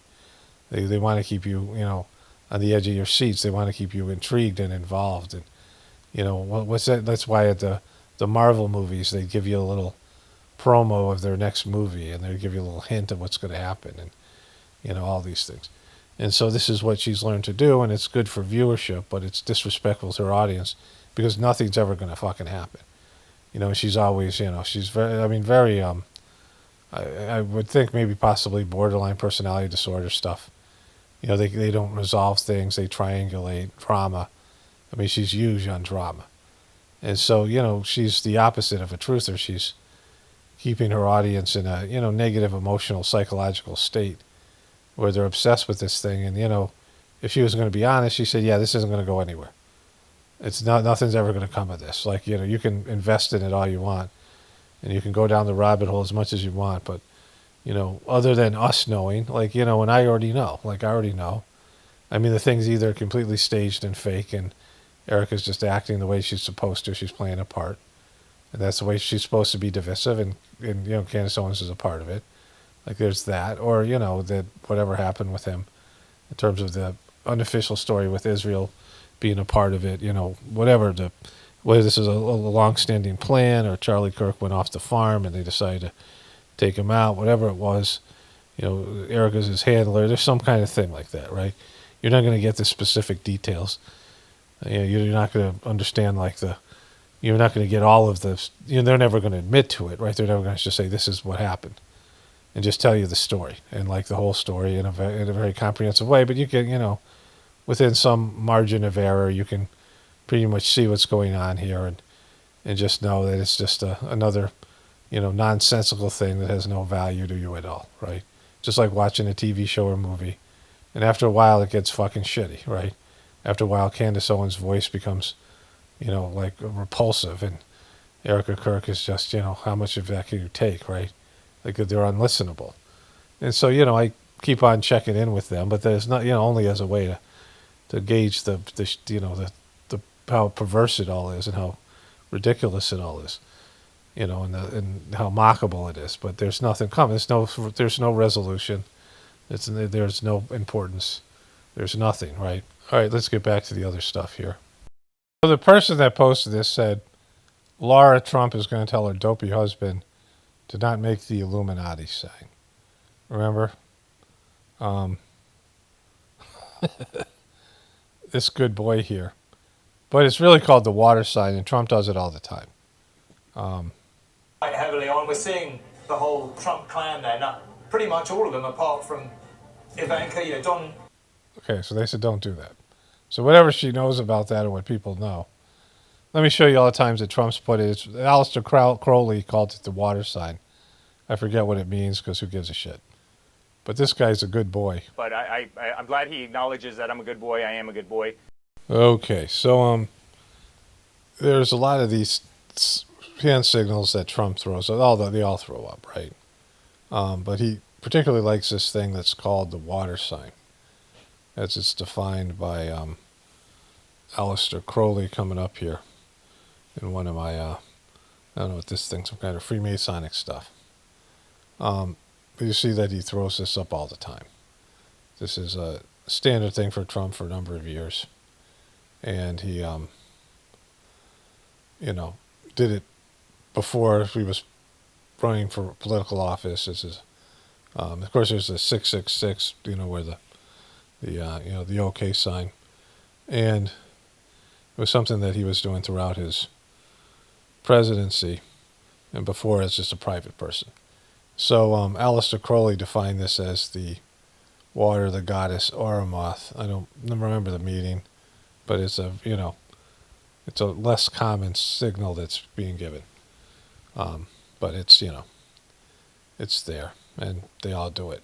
So the Pope and all these other people. And, there was a Simpsons episode, a Simpsons movie. And in the movie, they put them in a dome, like the town of Springfield in a dome. And the guy says something like, we're going to now kill you all. Like they're going to gas them. And he throws up this sign. And so, it's a Trump sign, and there it is there. We are commencing with Operation Soaring Eagle, which involves killing you all. And so, there it is. Okay, so my wife was telling me about this, and I just found it. She had sent it to me this morning. Y'all, people are really not paying their bills. I know you guys have recently found out that there is a large portion of people that have just stopped paying their mortgage. They've defaulted on their mortgage loan, and the banks are pretty much just like, it's so many, we can't even do nothing about it. This is worse than 2008. The difference is they're not publicizing it. They're not causing widespread panic. I don't understand the game plan of them trying to keep this as a secret when we all know what's actually going on. Well, this is the first that I'm hearing of it, and it's kind of my job. So we all don't know. Right? Maybe some of you guys know, but probably not everybody.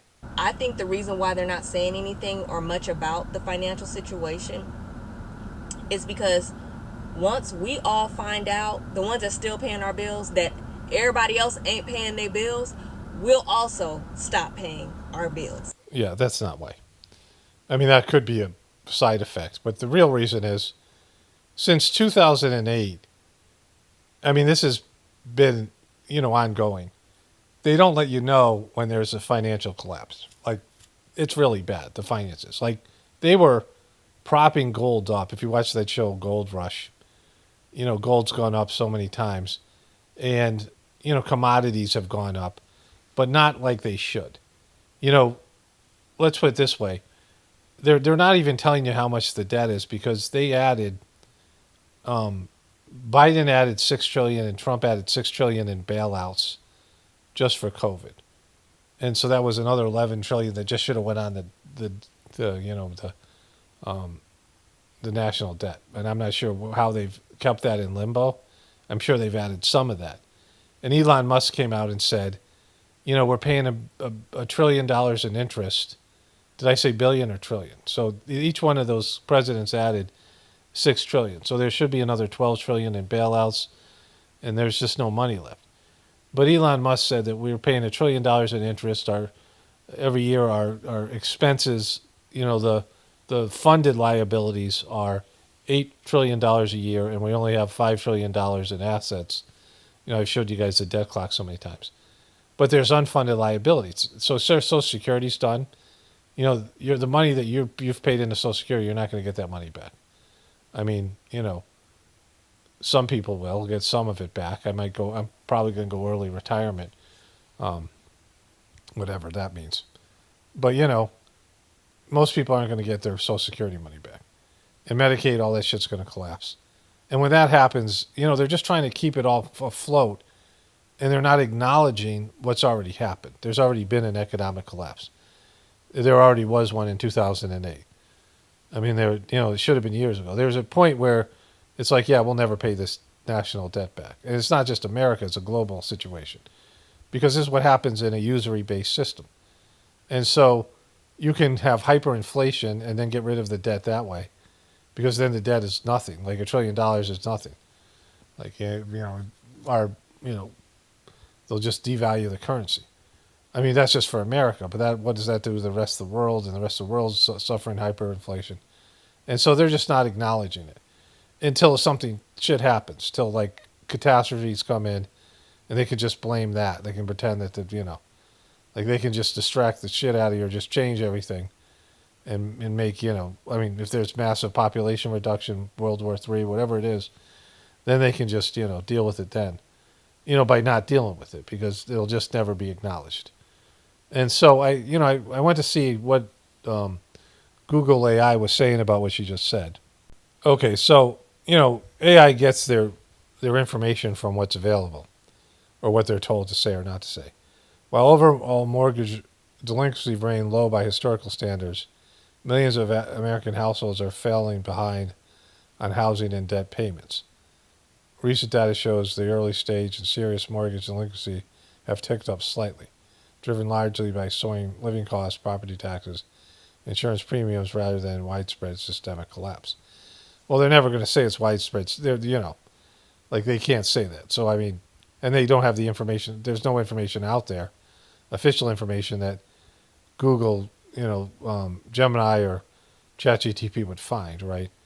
But you know whether what this woman says is true or not, or was just true in small groups of people. You might know 10 people that have collapsed. You know, that have lost their house or their mortgages. They're not paying their mortgage, or you might know a bunch of people that are in that situation. But that doesn't mean like it's overall. But it probably is. I mean, it has to be because the price is rising. They're just not. They're not going to acknowledge the economic collapse. It's just going to be like other shit's going to happen. Because what happens when our money is worthless. I don't talk about this nearly enough. I used to cover it quite a bit. There's some good cartoon videos if you don't understand it. Money as Debt 1 and 2. They're like 5-part series. Well done. Explanation. That helped me understand. I watched that. I mean, they've been around for like 15 years. There's other things out there, and I've talked about it here quite a bit. But we have a system where your money doesn't have any value. We have a fiat currency. You probably know about that a little bit. And, when your money doesn't have any value and it's a promise to pay, and the people who promise shit are liars, and they don't have the money to promise anything, when the government's saying, yeah, we promise our money's worth something, and it's not, because it ought to be backed by something. It isn't.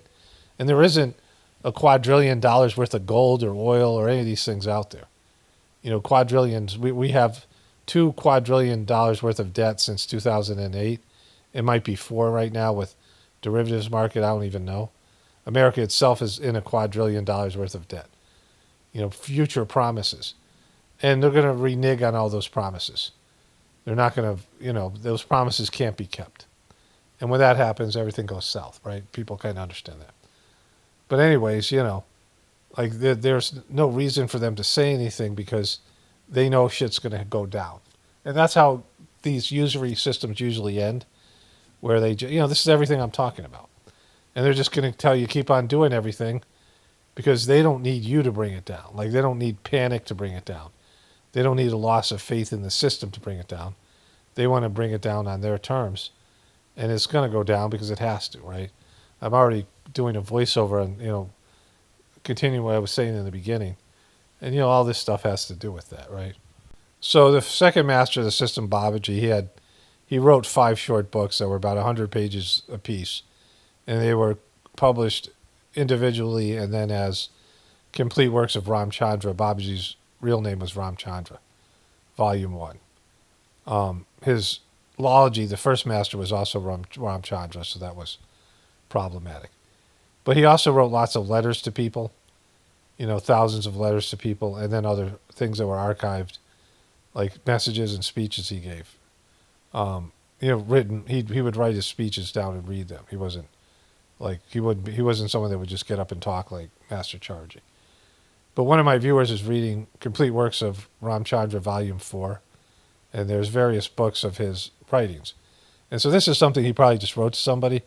When a country is to suffer a downfall, at first, people lose their wisdom, and second, fear will creep in. We're well past both of those things.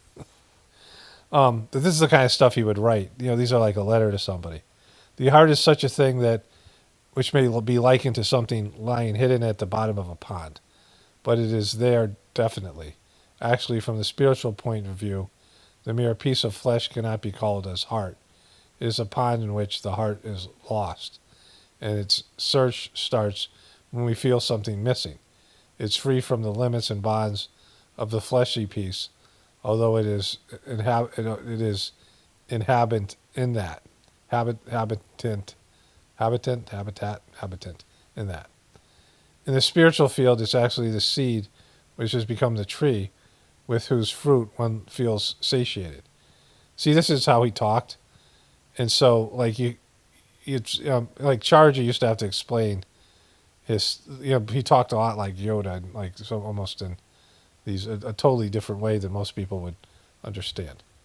In the spiritual field, it's actually the seed which has become the tree, whose fruit one feels satiated. Its branches spread all over so much so they cover up every knot and establish their effect in it forever. It may be rightly called something which has been made by nature itself or has been conceived by nature. Its pure form contains such a power which may be called the mother power, It is like a seed which sprouts after losing its existence. It spreads into the entire cosmos in due course of time and gets merged in that in such a way without losing its individuality. It takes one up to the ultimate. It is the staircase which we go climbing, and we reach the stage which an Abhyasi can. Abhyasi is a spiritual aspect. That's like this kind of common language. Like that was a response to somebody's letter or something. When you first start listening to the masters of the system talk, American English and Indian English are not at all alike. The Indians have their own version of British English. So the British and the Indians have a better ability to understand each other than the Indians and the Americans. And so even though we speak the same language, we use different words and we use words differently.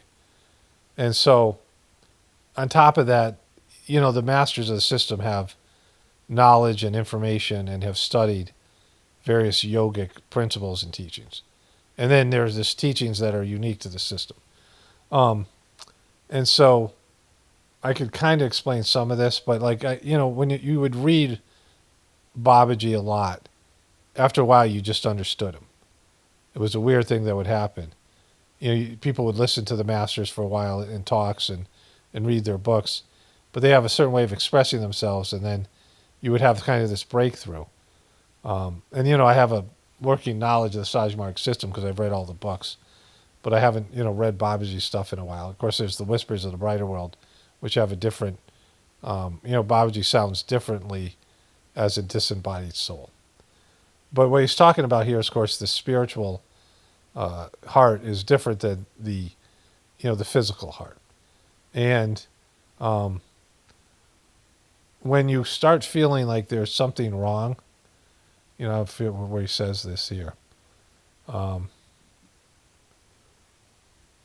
It's the spiritual field and actually the seed which has become the tree whose fruit one feels satiated. When people realize that they have an etheric heart which feels love and feels, you start feeling things in your heart. Like not your heartbeat or not physical things, but, you feel, emotions, feelings, empathy, you feel love, warmth, whatever it is. It's like you feel things in your gut, like fear and anger. And so, what's that? Like, why does your gut feel fear and anger? Well, because there's all these nerve endings and things, so there's a biological reaction. But there's also a spiritual field that controls your gut, which is a center of intelligence, and that has to do with your body. Your physical body, keeping it alive, your appetite, your stomach, your reproductive system, all those are involved in your physical pursuits. And there's energy, there's a spiritual aspect to that. And then there's your brain, which there's a mental field that, your soul doesn't have the capacity to think on its own like we think when we have a brain. But you do have a mind, you have a spiritual mind, and that, becomes the mental sphere of your brain. Like your brain is the physical component, it's like the hard drive. But then there's the energy, the life that's in it, which is your soul's expression of the brain. And so when you start feeling your heart becomes, you feel the heart within your physical heart. You feel like there's something there, and that's where the life of your soul is. And when you realize there's something more to life, it starts to expand and expand throughout the universe. And so this is what he's talking about here. It spreads the entire it says, it's such a seed which sprouts after losing its existence. It spreads into the entire cosmos in due course of time and gets merged into that in such a way that without losing its individuality, it takes one up to the ultimate. It is the staircase where we can go climbing and we reach a stage which an Abhyasi can, which means that your heart expands. The periphery of your heart keeps on expanding, into your region, your neighborhood, throughout the country, throughout the world, and then like universally, your heart keeps on expanding. Like everything was in the field of your heart. And you have what's called the universal heart, something he talks about quite often. Anyways, let's move on to the next thing here. So this is supposedly Caroline Leavitt getting up on the plane the death plane. And she's going to look at him. She's looking at Trump like, fuck you. Like, fuck you. This fake smile. And then she has to go over there. You know, she's got a newborn baby somewhere. She's got to go up there on that death plane. And just, again, don't know if that's actually true. Like, that could be any other time, but... like, she'd probably be in the room when they told him, and then she's like... And she can hear Trump saying, all right, let's let everyone else be on the plane that's going to fucking be shot at, and I'll take the fucking, what is it? What was the word? Skiz. I'll take the Skiz plane. Is it Skiz? Whatever. Shaniz. I'll take the Shaniz plane. The pussy plane. Okay. So this is, whatever it is, Monday the 17th of August. This video is going up tomorrow morning. Most of this video is done already, which you've seen. I did the voiceover at the end already. And I just have a few things left over from yesterday, and then this thing popped on my Twitter this morning. Appreciate your being here in person. As we just heard in your address to the Justice Department staff this week, you said you and DOJ will, quote, uphold the law without fear or favor. You, of course, used to be President Trump's former personal defense attorney. So this is Todd Blanchett, who's running the Justice Department. I don't know if he got voted in or not. I don't fucking care. You know, and he was the one who went to Ghislaine Maxwell and made a deal with her so she wouldn't rat out Trump. Remember that shit? So, like, totally compromised on the Epstein files, just a fucking worthless piece of shit. And, like, you know, all these guys. But here... Can you pledge that the Justice Department will always act independently of the White House?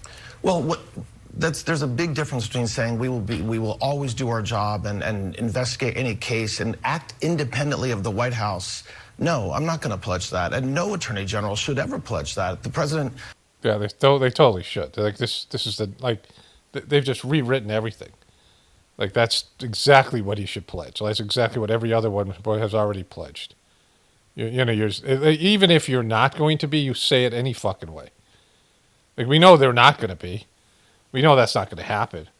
But he isn't fucking. This is how arrogant they are over there, and with Trump, and Trump's so fucking senile and fucked up. Like this guy's afraid to say it because Trump be like, "What the fuck you say that for?" You know, like that's. I mean, that's how much he's a fucking taint licker. I mean, if I were to pledge I will be independent of the White House, what that means is that if President Trump says, I want the Department of Justice to go after every violent criminal in this country, which is what he has said, what you're saying to me is I should say, no, sir, not going to do it. So that's totally fucking bullshit. This is why I'm leading with this morning. You need the President of the United States to tell you to go after every violent criminal? Right? What the fuck are you talking about? Like, that's your fucking job, to go after fucking criminals. If you need the president to tell you to go after violent criminals?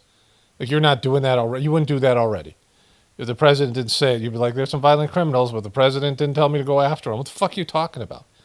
And it doesn't mean, like, if he says to do something, you say, no, I'm not going to do that, right?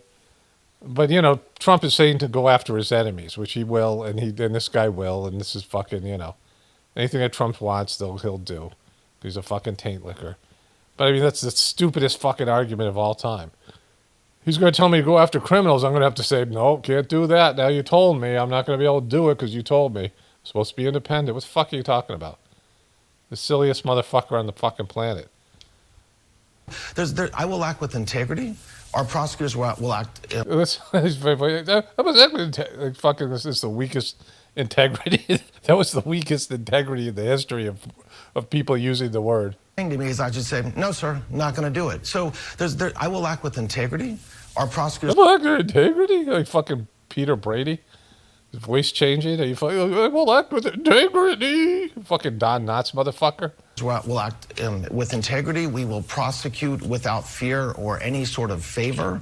And that's exactly what we've been doing, and that's what every Department of Justice should do. Well, I guess big picture, if the president asks you to do something that you feel crosses an ethical or legal line, would you do it? The president will never ask me to do something unethical or legal or illegal. He never. Okay, he totally will, because that's like his whole fucking life right there. Like that's he always is fucking. He is completely unethical, and he's always trying to push the boundaries of legality. I mean, he's done this his entire fucking life. He has a history. Like that's his mo. That's who he is as a person. And he's pussy as shit. He wants whatever he wants. Like, and he might want something, and then 10 minutes want the exact opposite, and you'll be stepping fucking fetching it for him because you're a taint licker. He never will. And no, I swore to the Constitution of the United States, like every cabinet secretary has done, and like every attorney general before me has done. And so this narrative that's mostly pushed by the left and pushed by the media, that the president's going to pull me aside and ask me to do something illegal, is completely a false narrative, not true, will not happen, and hasn't happened. Oh my God. All right. Like, who the fuck? I mean, the dumbest of the fucks. Like, why even talk?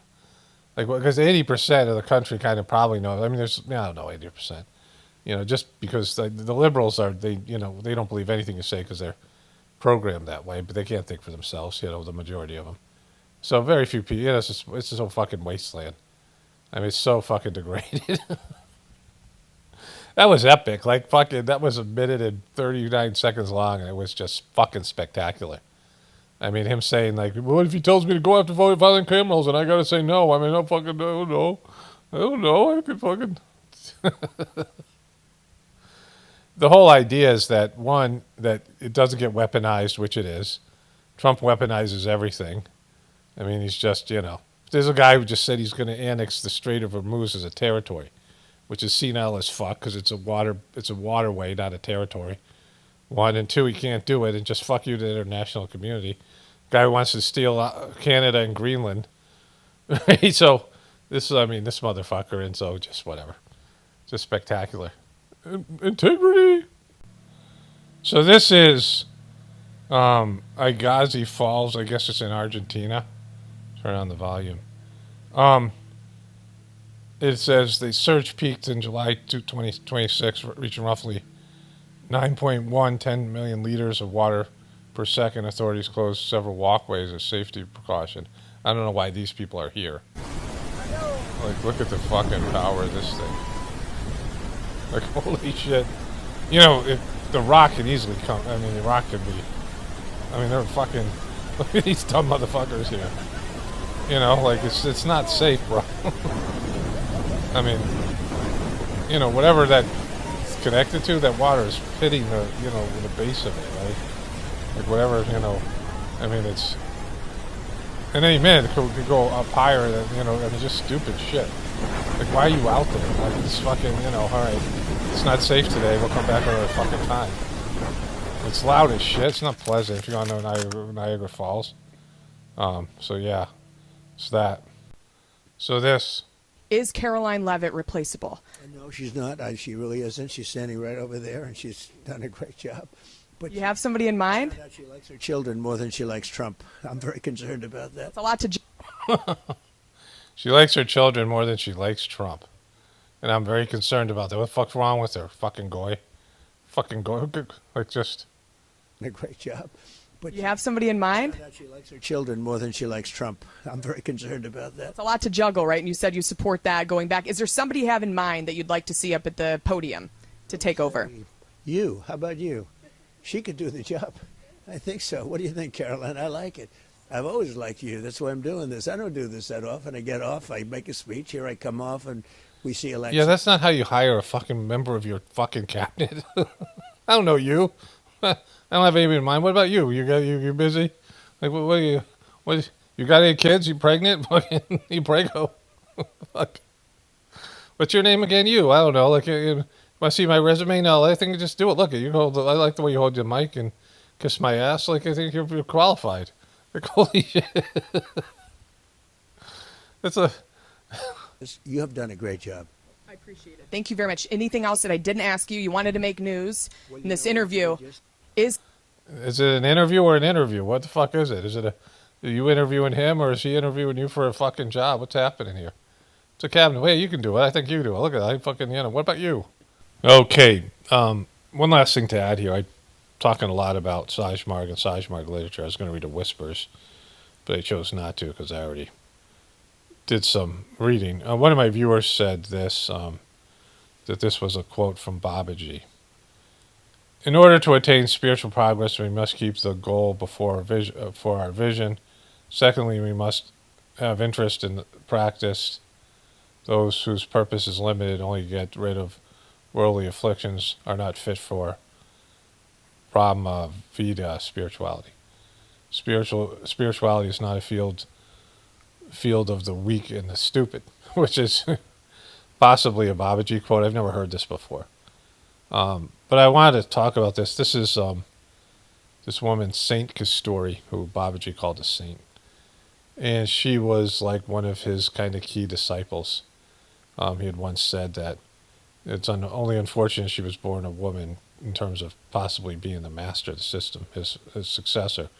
She was really sensitive and good at reading, spiritual reading. There was a Danish guy who wrote a book, and he was sitting there in Babaji's courtyard, and Sister Kasturi, as she was called, was there, and Babaji had given her the ability to heal people, and he was watching. The Danish guy was watching as Babaji would start coughing, and then she would do something. Like, there was no talking about it. There was no, he just noticed this was happening.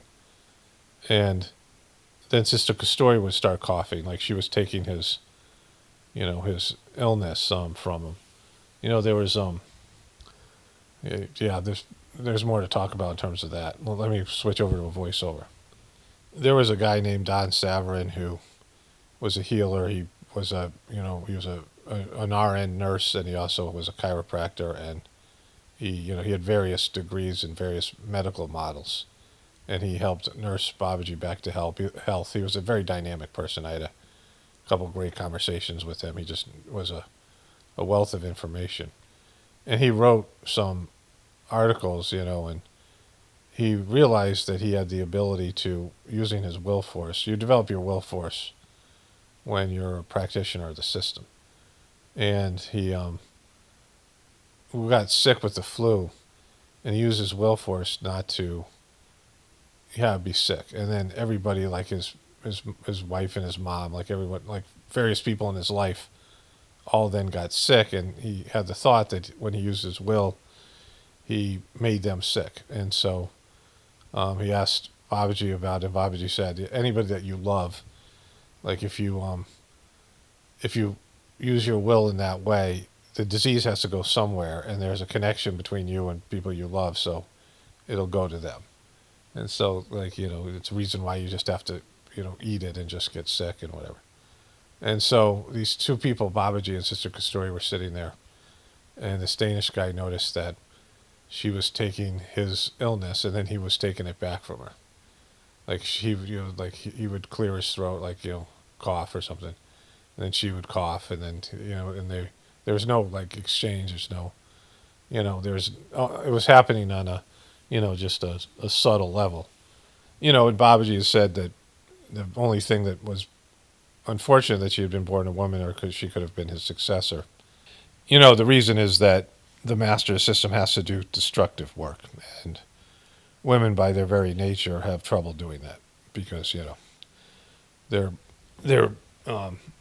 made so they're nurturing, and our natural tendencies towards nurturing, and these things. So it would be hard, especially a spiritual one whose heart develops.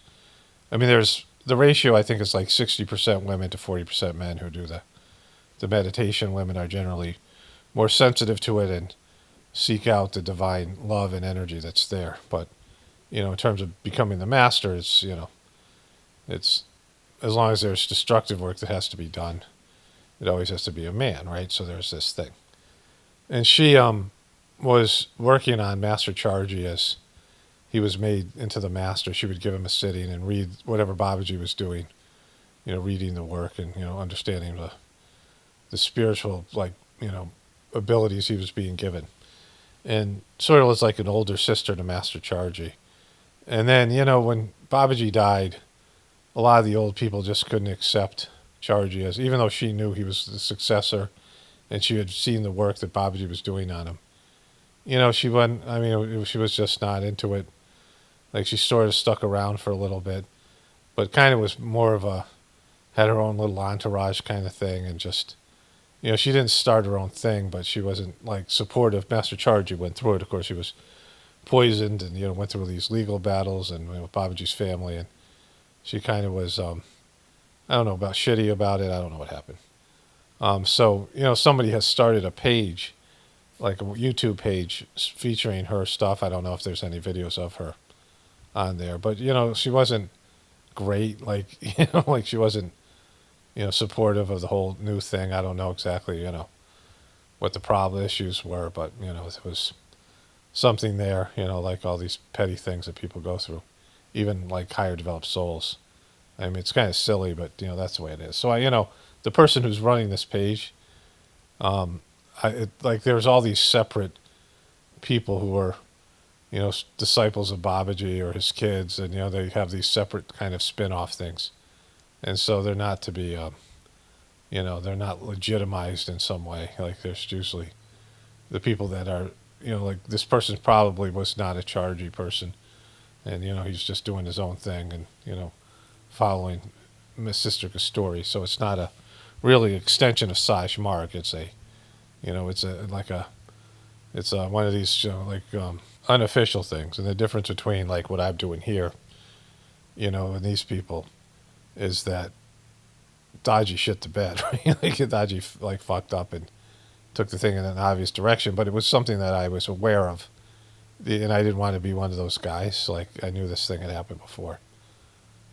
In terms of the official thing, because, Dodgy's official, but he just sucks. Like he's fucked it up. So, it's a big difference between these other people that didn't like, the fact that the mission was expanding or whatever reason.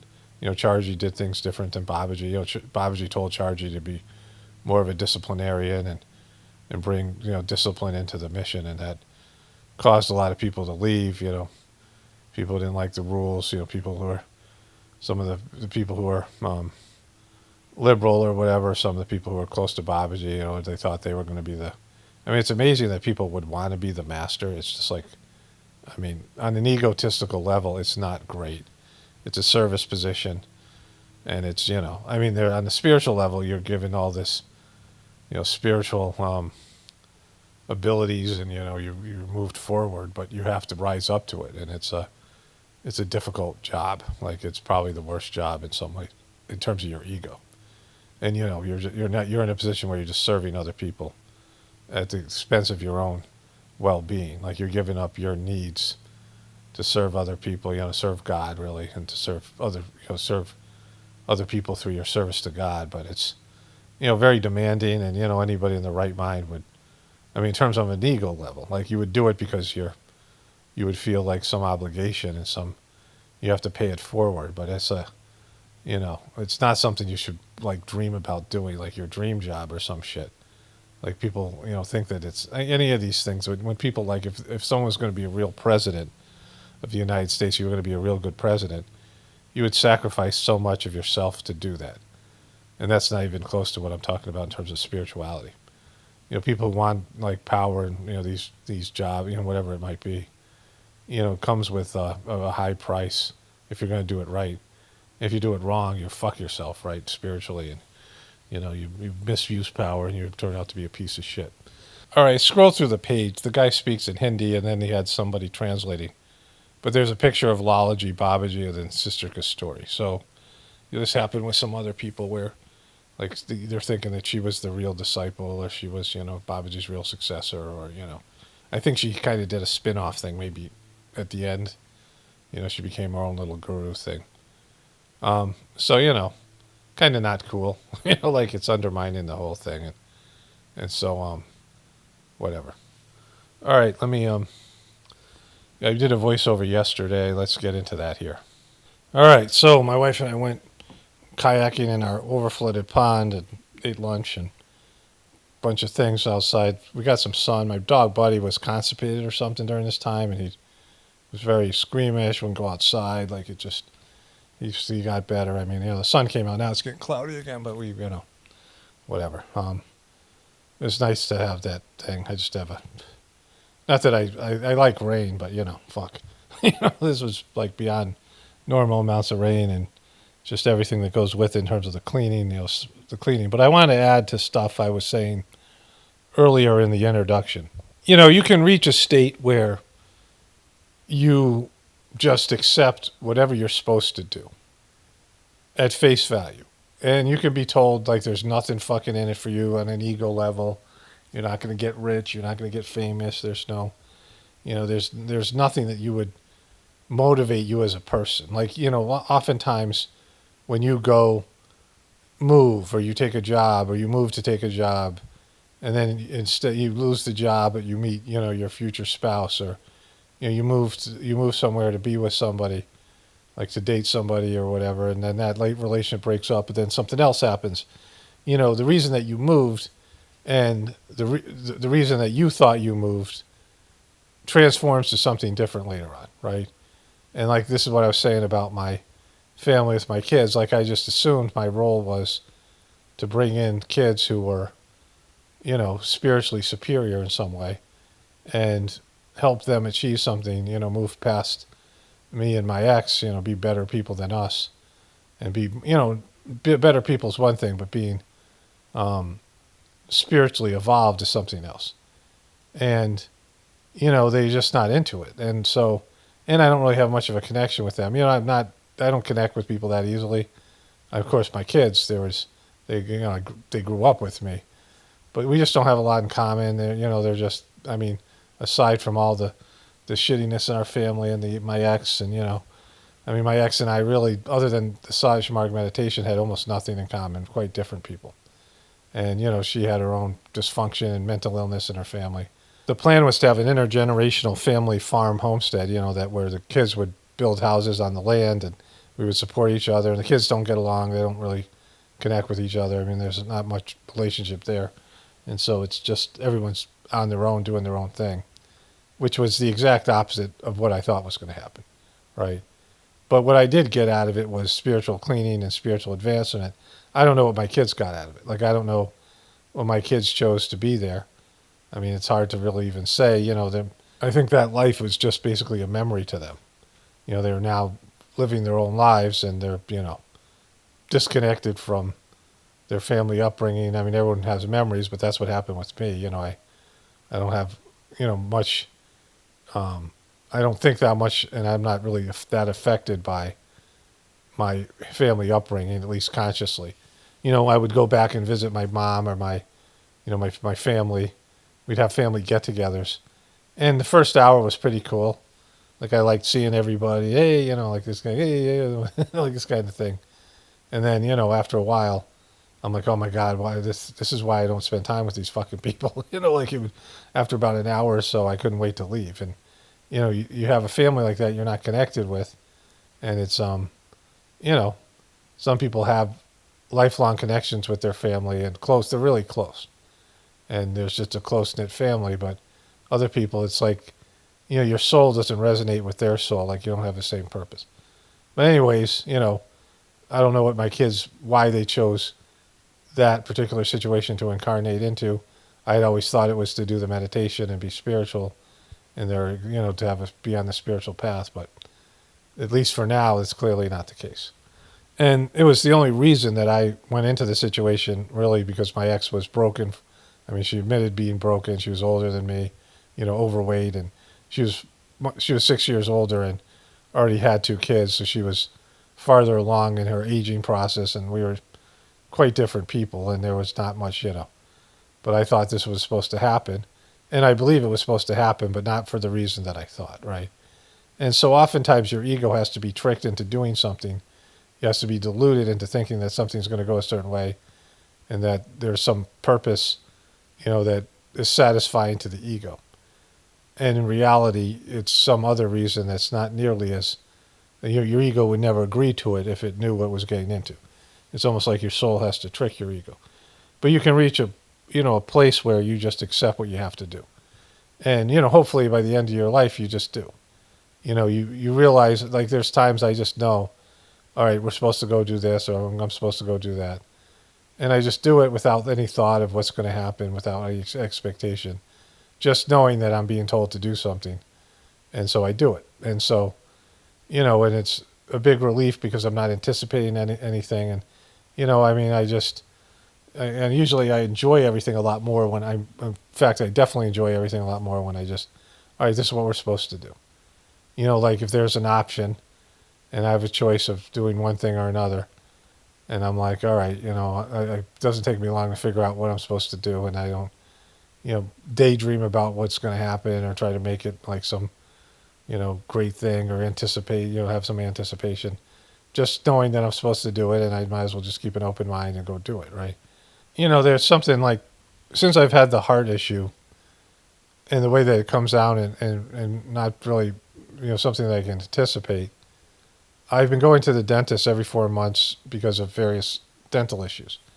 And it seemed like it was getting better. Some of you guys remember it seemed like I might have an infection in one of my front teeth, but 2 dentists said it was an infection and I was going to need to have the tooth removed. And then, I would have to get that tooth replaced. It would affect my speech and, what I do here. And that's like 10 grand and a couple of operations. And I fucking didn't really love that idea. And then a couple other dentists said they didn't think it was infected because, the other thing is my bottom tooth was banging that tooth. So there's a whole thing. So as it turned out, like it's really not been a problem. It's not infected because it's been like a couple years. But, I was going to this more holistic dentist and I was about to go back, but, I had this heart thing and I knew that being sitting in a dental chair, then it's about 40 minutes away from my house, sometimes longer if there's traffic, and there's always traffic. And so like I was not loving the idea of going to the dentist with this possibility. But at some point I got to go back. And so I got to figure thing out, maybe have my wife drive me. But, it's not great to be in the car when it's happening. Like it hasn't really happened much in the car, but if it did, it's better when I can get up and walk around. That seems to help. But my teeth getting worse isn't going to help my heart situation. Oftentimes if you get infections and things, that's, it drives the bacteria. I mean, it's a whole fucking thing, right? It's a whole loop. And so like I have to somehow figure that out, right? And, it has to get better enough so that I feel fairly confident it won't happen again, or, that the risk is slow, like it's all these different factors, right? But I know I have to go back to the dentist, like it has to happen. But I'll probably won't, I was already hesitant to fly. I was getting migraines every time I flew somewhere, and there's no real reason to fly anywhere. I'm not going to go back to India. But, it's now with this heart thing, I'm going to be a fucking massive issue if it happened while I was on a plane. I mean, just really, being confined in a small seated area in that fucking low altitude, disaster. And so there are things that like, you're just dictated, based in your situation. As you get older, like you just can't do things you used to because you have issues, right? You have health issues and things that preclude and dictate your situations. And sometimes you just got to roll the dice and wing it and go for it because you have to do something. So you have to balance out all those kind of things. Like, you have to do something. So, if it's something that you have to do, then it'll work out. Like if it's something that where I have to travel for some reason that I know it's supposed to happen, then, I'll be able to figure it out one way or another. My heart thing won't bother me the day that I'm traveling or whatever it is, right? When you're doing God's work, then God just has to help you get through things. And and we're all rolling the dice. I mean, every time you drive the car, there's a possibility you could be in a life-changing car accident. I mean, the odds are there. Like every time you get in the car, it's possible. Just like, any number of things. Every time you go outside, you could get, bit by a fucking rattlesnake or some shit. There's things that you go out and to do in the world where there's some risk of danger. Like it's going to happen, like you can't avoid it. Like it's just there. But if you're doing what you're supposed to be doing, then, and then if something happens like that, that means it's supposed to happen, right? When you realize that everything is scripted in some way or another, and you just have to cooperate with what you're supposed to do. Like just figure out what God wants you to do, what your soul wants you to do. And then, just do that thing. Like life is so easy then. And then if it goes south, usually things go south because you have some preconceived idea of how it should go. In the Sajmark system, that's just not the case. You don't know how it's to go. You just know what you're being told to do. And then whatever happens after that is, what's supposed to happen. Like, you just have to accept that when you do. It just makes your life so much better because, there's no good or bad in that sense. There's just the things that you have to endure so that you can move forward spiritually, and they're all there for your benefit. Whatever good, bad, the ugly are all there to help you move along your spiritual path.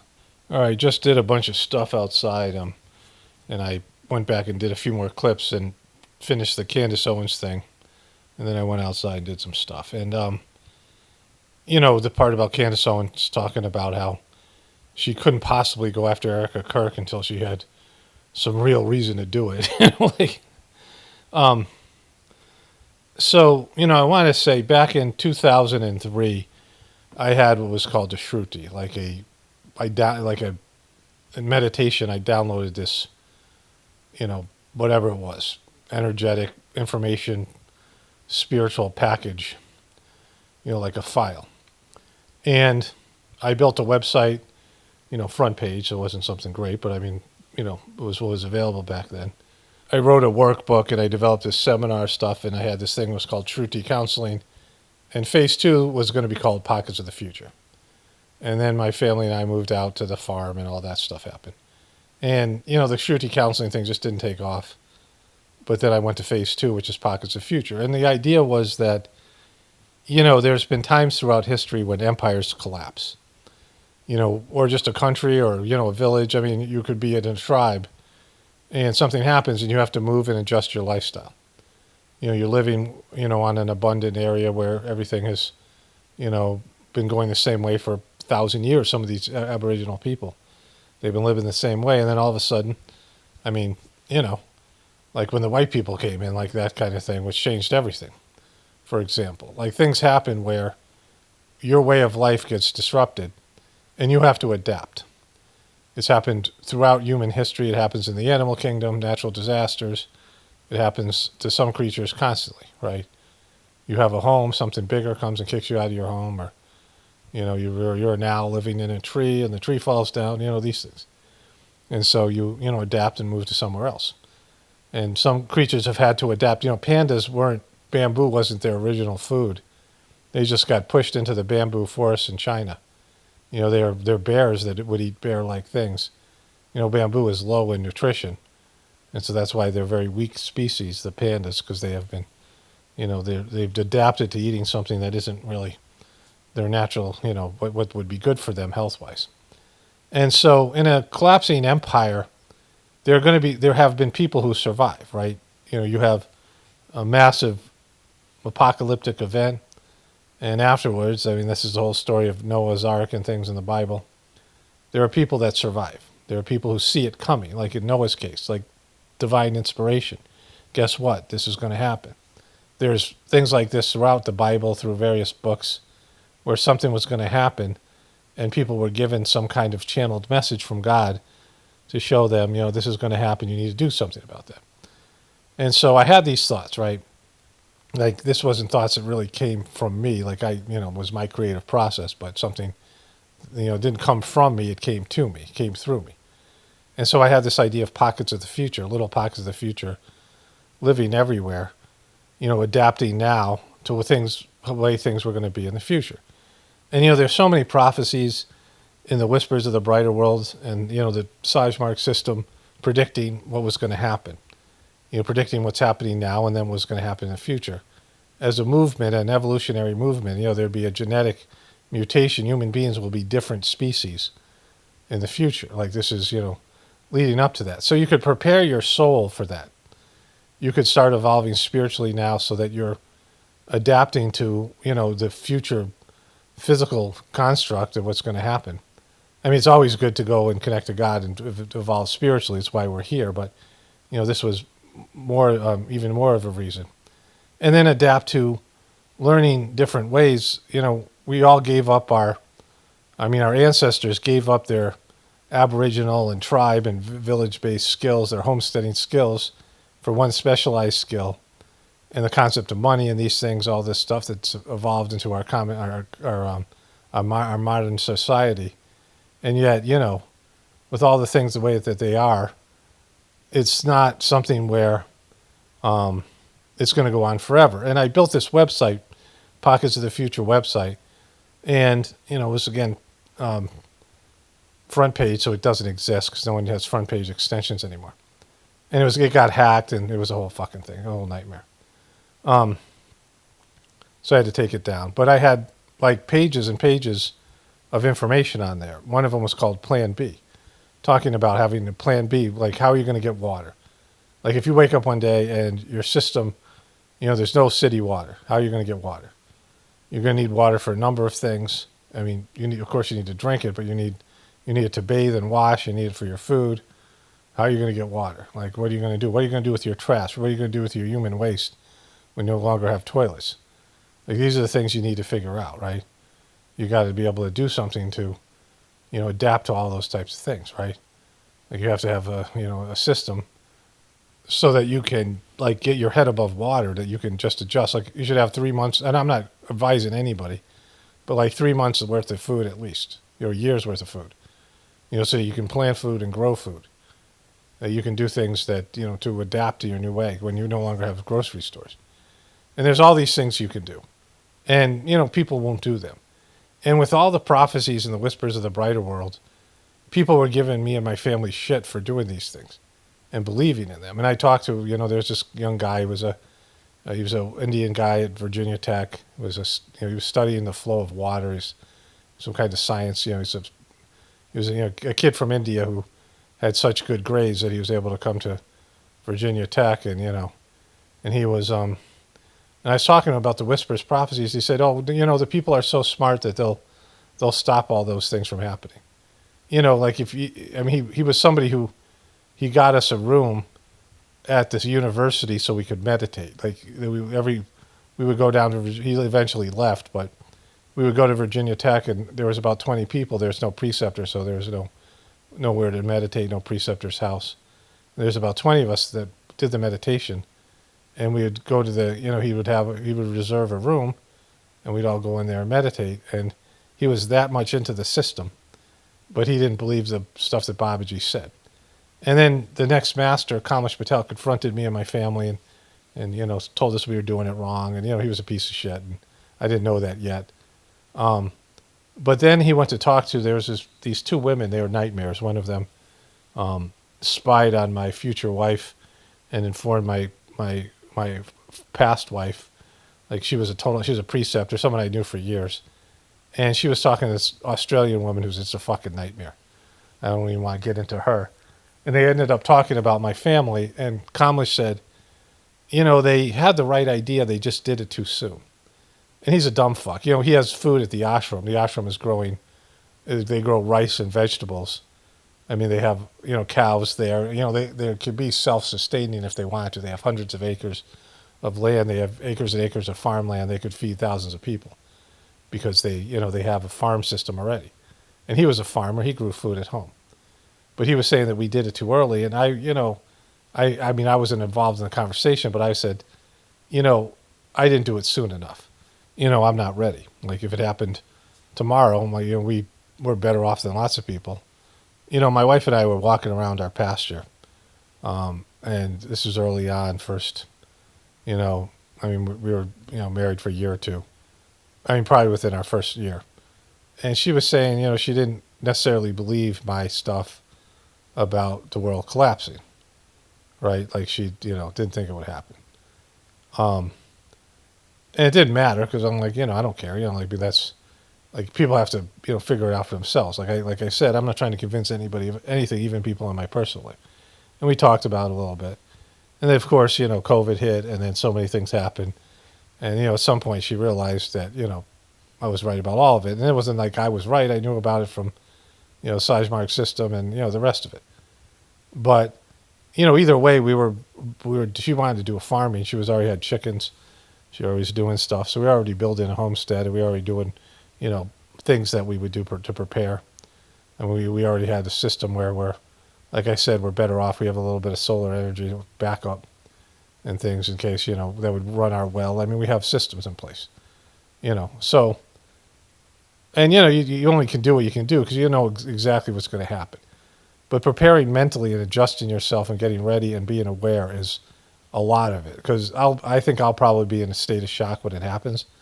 but I'll be way better off. And when my family, me and my 4 kids, well, my daughter went somewhere else. She went to her friends during the flood in Chennai. But me and my 3 kids, when the flood hit in Chennai, my kids just were prepared because, we ran them through scenarios. We went without electricity for some weekends, which was kind of great. It kind of was nice. It's like when you go camping. And we did things by hand. And, they were ready for the flood. And if I can say one good thing about, preparation for my kids, when things happen, they'll be ready, more ready than the average kid, because they grew up with this idea this might happen someday. And so, but one of my neighbors, he didn't do the meditation, but he complimented my kids. He said, "Oh, your kids are thriving," and I didn't get into the whole thing, but we went out we were in the flood lasted 2 days, but we were without anything for 5 days, and then we were taken out of there. They were abandoning the thing because we were the last people to leave our building. There's no water, there's no power, there's no anything. And some people came by and said, some of the meditators said, we're going to the ashram in Bangalore, and they arranged for bus tickets. I mean, they're just great. We paid them money, but they did all the they took care of us, which is just the way that the system used to be, like just great that way. But in terms of all these things, people don't prepare and don't want to hear it, even when the people they trust the most warn them about it. I mean, there's very few people in the meditation that are doing anything to prepare for those. I mean, they don't even want to talk about it. They don't want to even acknowledge the prophecies, right? And now things that are going south, people, they're so-called black-pilled, but they get depressed. They get, okay, why even bother trying? Because the system sucks. No one's happy. The system isn't a good system. So whatever comes afterwards is going to be better, at least, I mean, not initially because of, the chaos, but when things settle and there's a new system and new human beings and they're motivated, people realize the error of their ways and go up a higher level, which is what I've been kind of told is going to happen. And it may not happen. People might not do that. People might go low when they could go high, right? People might embrace their lower nature and go full barbarian. At least at first that'll happen. But at some point, after all the misery, there might be some, we're killing ourselves, right? We're destroying ourselves. We're self-sabotaging. We're worthless pieces of shit. We gotta rise to a higher level. So once you're able to see that, I mean, and everyone should be able to see it. Like, the system sucks, so it should collapse.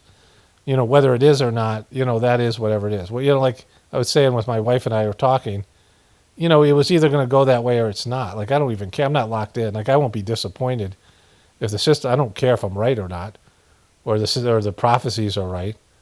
Like, I would rather, not have to deal with that shit. But, I can see we're going in the wrong direction. So even if it doesn't go that way, we all know it should. We all know that we're getting worse and worse. The first breakdown of any civilization is moral breakdown. And then morality is broken down way long before I was born. The morality, and you can say that human beings haven't been all that moral in thousands of years. I mean, you go back 5,000 years to whenever the 10 Commandments, wherever Moses lived. Thou shalt not steal, thou shalt not kill, thou shalt not covet your neighbor's wife. These are the things they were saying back then. What was that, 3,000, 4,000 years ago, whatever, supposedly? It's in every ancient religious text. People haven't been good for a while. Like, people have never been great. And now there's degradation from even that. And just weaker, more entitled, more selfish, less family-oriented. I mean, just, And so even the good people are bad. Like, it's like a bell curve. Like, you might be one of the best people, but you're still a piece of shit, right? So, you're still a selfish piece of shit. So all those things should indicate that the system is going to collapse. And again, I'm not advising anybody because, like I said, I'm not trying to sell people shit. But don't you think, that it would be smart to at least prepare in some way or shape or form? But people just want to look at the nonsensical bullshit. They see it coming and complain about it, but, aren't willing to adjust themselves. People don't want to change. They don't want to adapt. And so, even all these truthers, if they just said, look, there's a strong possibility that civilization is going to collapse or at least be reduced to something, Agenda 31 housing or massive population reduction or, whatever it is, like your lifestyle is not going to be the same. We all see those things coming, and they have to come. Change is inevitable. So why not adapt a little bit, right? Why not, whatever that means? And the number one thing is always connect to divinity within you. But if you're connected to God, God can guide you through anything. If you can connect to God in difficult times, you can be shown the right path, and ideas and information will flow to you and through you, and you can be a real asset to other people and yourself, right? You can navigate these difficult times. And so, but people don't say that shit because, that's not what people want to hear. And this isn't, people are still looking for clicks and views, and, it fucking doesn't matter. What the fuck you doing, right? I mean, the house is fucking on fire. What are you doing, right? What the fuck you doing? The fucking flood's coming. What are you doing, right? The nuclear war is coming. What the fuck are you doing? What are you talking about? What do you, don't you see what's happening, right? Yeah, well, I kind of see, but hey, they didn't want to do this a little bit. Come on. Just little whiny, mumbling little motherfuckers. Just, step up, right? This is being a pocket of the future. This is recognizing what's going to happen and figuring out what's going to, your particular role and prepare yourself. People are able to see into the future, at least, information can flow through them and to them. And that's been going on for, since human beings have been able to be conscious in a way, have language and things like this. And, you can kind of, everyone can know what they have to do. You just have to ask the questions. Just ask God questions, in a sincere way. You pray to God before you go to bed to give you the answer, and God will give you the answers. People don't want to know what God thinks. People are scared to ask God, what should I do? People are scared to ask God, what should I do? That's the problem with human beings. And so as long as that's the case, humanity's fucked. All right, let me see if there's anything else here. Okay, just a few more things before I wrap this up. There's one comment I wanted to get to. And my video was called, the video just went up, but these people must be members and they watched it earlier. And somebody wrote to my video, how much time have you wasted on nonsensical bullshit? I should have put a question mark there. I'll go back and do that in a second. So somebody wrote, you'd be surprised how few truthers exist outside the right-left paradigm. It's a real shit show out there. That's sad because I thought the majority, and maybe it was just the ones I listened to or knew about, but most truthers before, and most of those people have disappeared. Some of them have even died. And one of the persons wrote, maybe it's 0.001 of the population. I don't care, but it would be depressing, at this point. At this point, everybody should be yeah. And I talked about it extensively in this video. The other thing is, I save a lot of movies on, on DirecTV, and I have these things, and I go through things, and I watch 5-10 minutes of them, and, or TV shows. If my wife starts to fall asleep or something, falls asleep, and I have these other things I might watch. And I recorded a movie called Jungle or The Jungle or something. And it's a movie I either saw before, I at least saw the beginning before. And it starts off, it's about some people who go into the jungle and they have to, it's some kind of suspense movie. And there's some kind of trauma, I don't know what it is, because I don't remember the movie, but I remember looking at the beginning of it. And it starts off with an all-black screen, and the guy talks about how he just finished his time with the Israeli army. And he talked about, that he wanted to go and do adventures, and he went to some country in South America. And then it shows the former Harry Potter actor, Daniel Radcliffe, the guy who played Harry Potter. And I'm like, holy shit, Daniel Radcliffe looks a lot like Rabbi Shmuley. He had a beard, and, and I looked it up, and he's Jewish. And, I thought about this. It was a big deal when they made the Harry Potter movies, right? They went through extensive casting, and, the movie and J.K. Rowling got a lot of heat for making the bankers look a lot like stereotypical, what do they call those things? Not memes. Is it trope? I think it's trope. It's like a derogatory stereotype. And, these bankers look a lot like, these tropes or stereotypes of Jewish people. But I thought about how, like, all of England, all these kids auditioned. It was a huge deal to get the part of Harry Potter. It was a life-changing thing. And they cast this piece of shit Daniel Radcliffe, who was a horrible actor. Like, he just never became good. Like, the other people have had, I don't know if Hermione, was that her name? The girl the girl lead.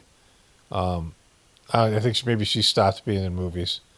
But she became a little bit of better actress, very liberal, She went after J.K. Rowling a bit over her anti-trans stuff. Or whatever it is, pro-woman, I don't know what you would call it.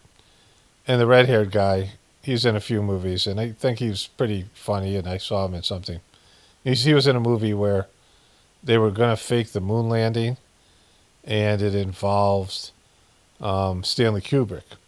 It was a pretty good movie. I thought the guy was a good comedy lead. But Daniel Radcliffe, he just still sucks. He's just a horrible actor. And they picked, out of all of England, they picked a Jewish kid, right? Which seems odd because it's 0.05%. So 0.5% of people in England are Jewish. And to somebody who's a chosen one, like these chosen one people, they picked a little Jewish kid who was, like a shitty actor and just, whatever. And now looks very much, like when he was a kid, maybe he looked more English and, more Anglo and less, I don't know. I don't know what part of what more he looks like. I mean, again, he looks a little bit like a schmooly.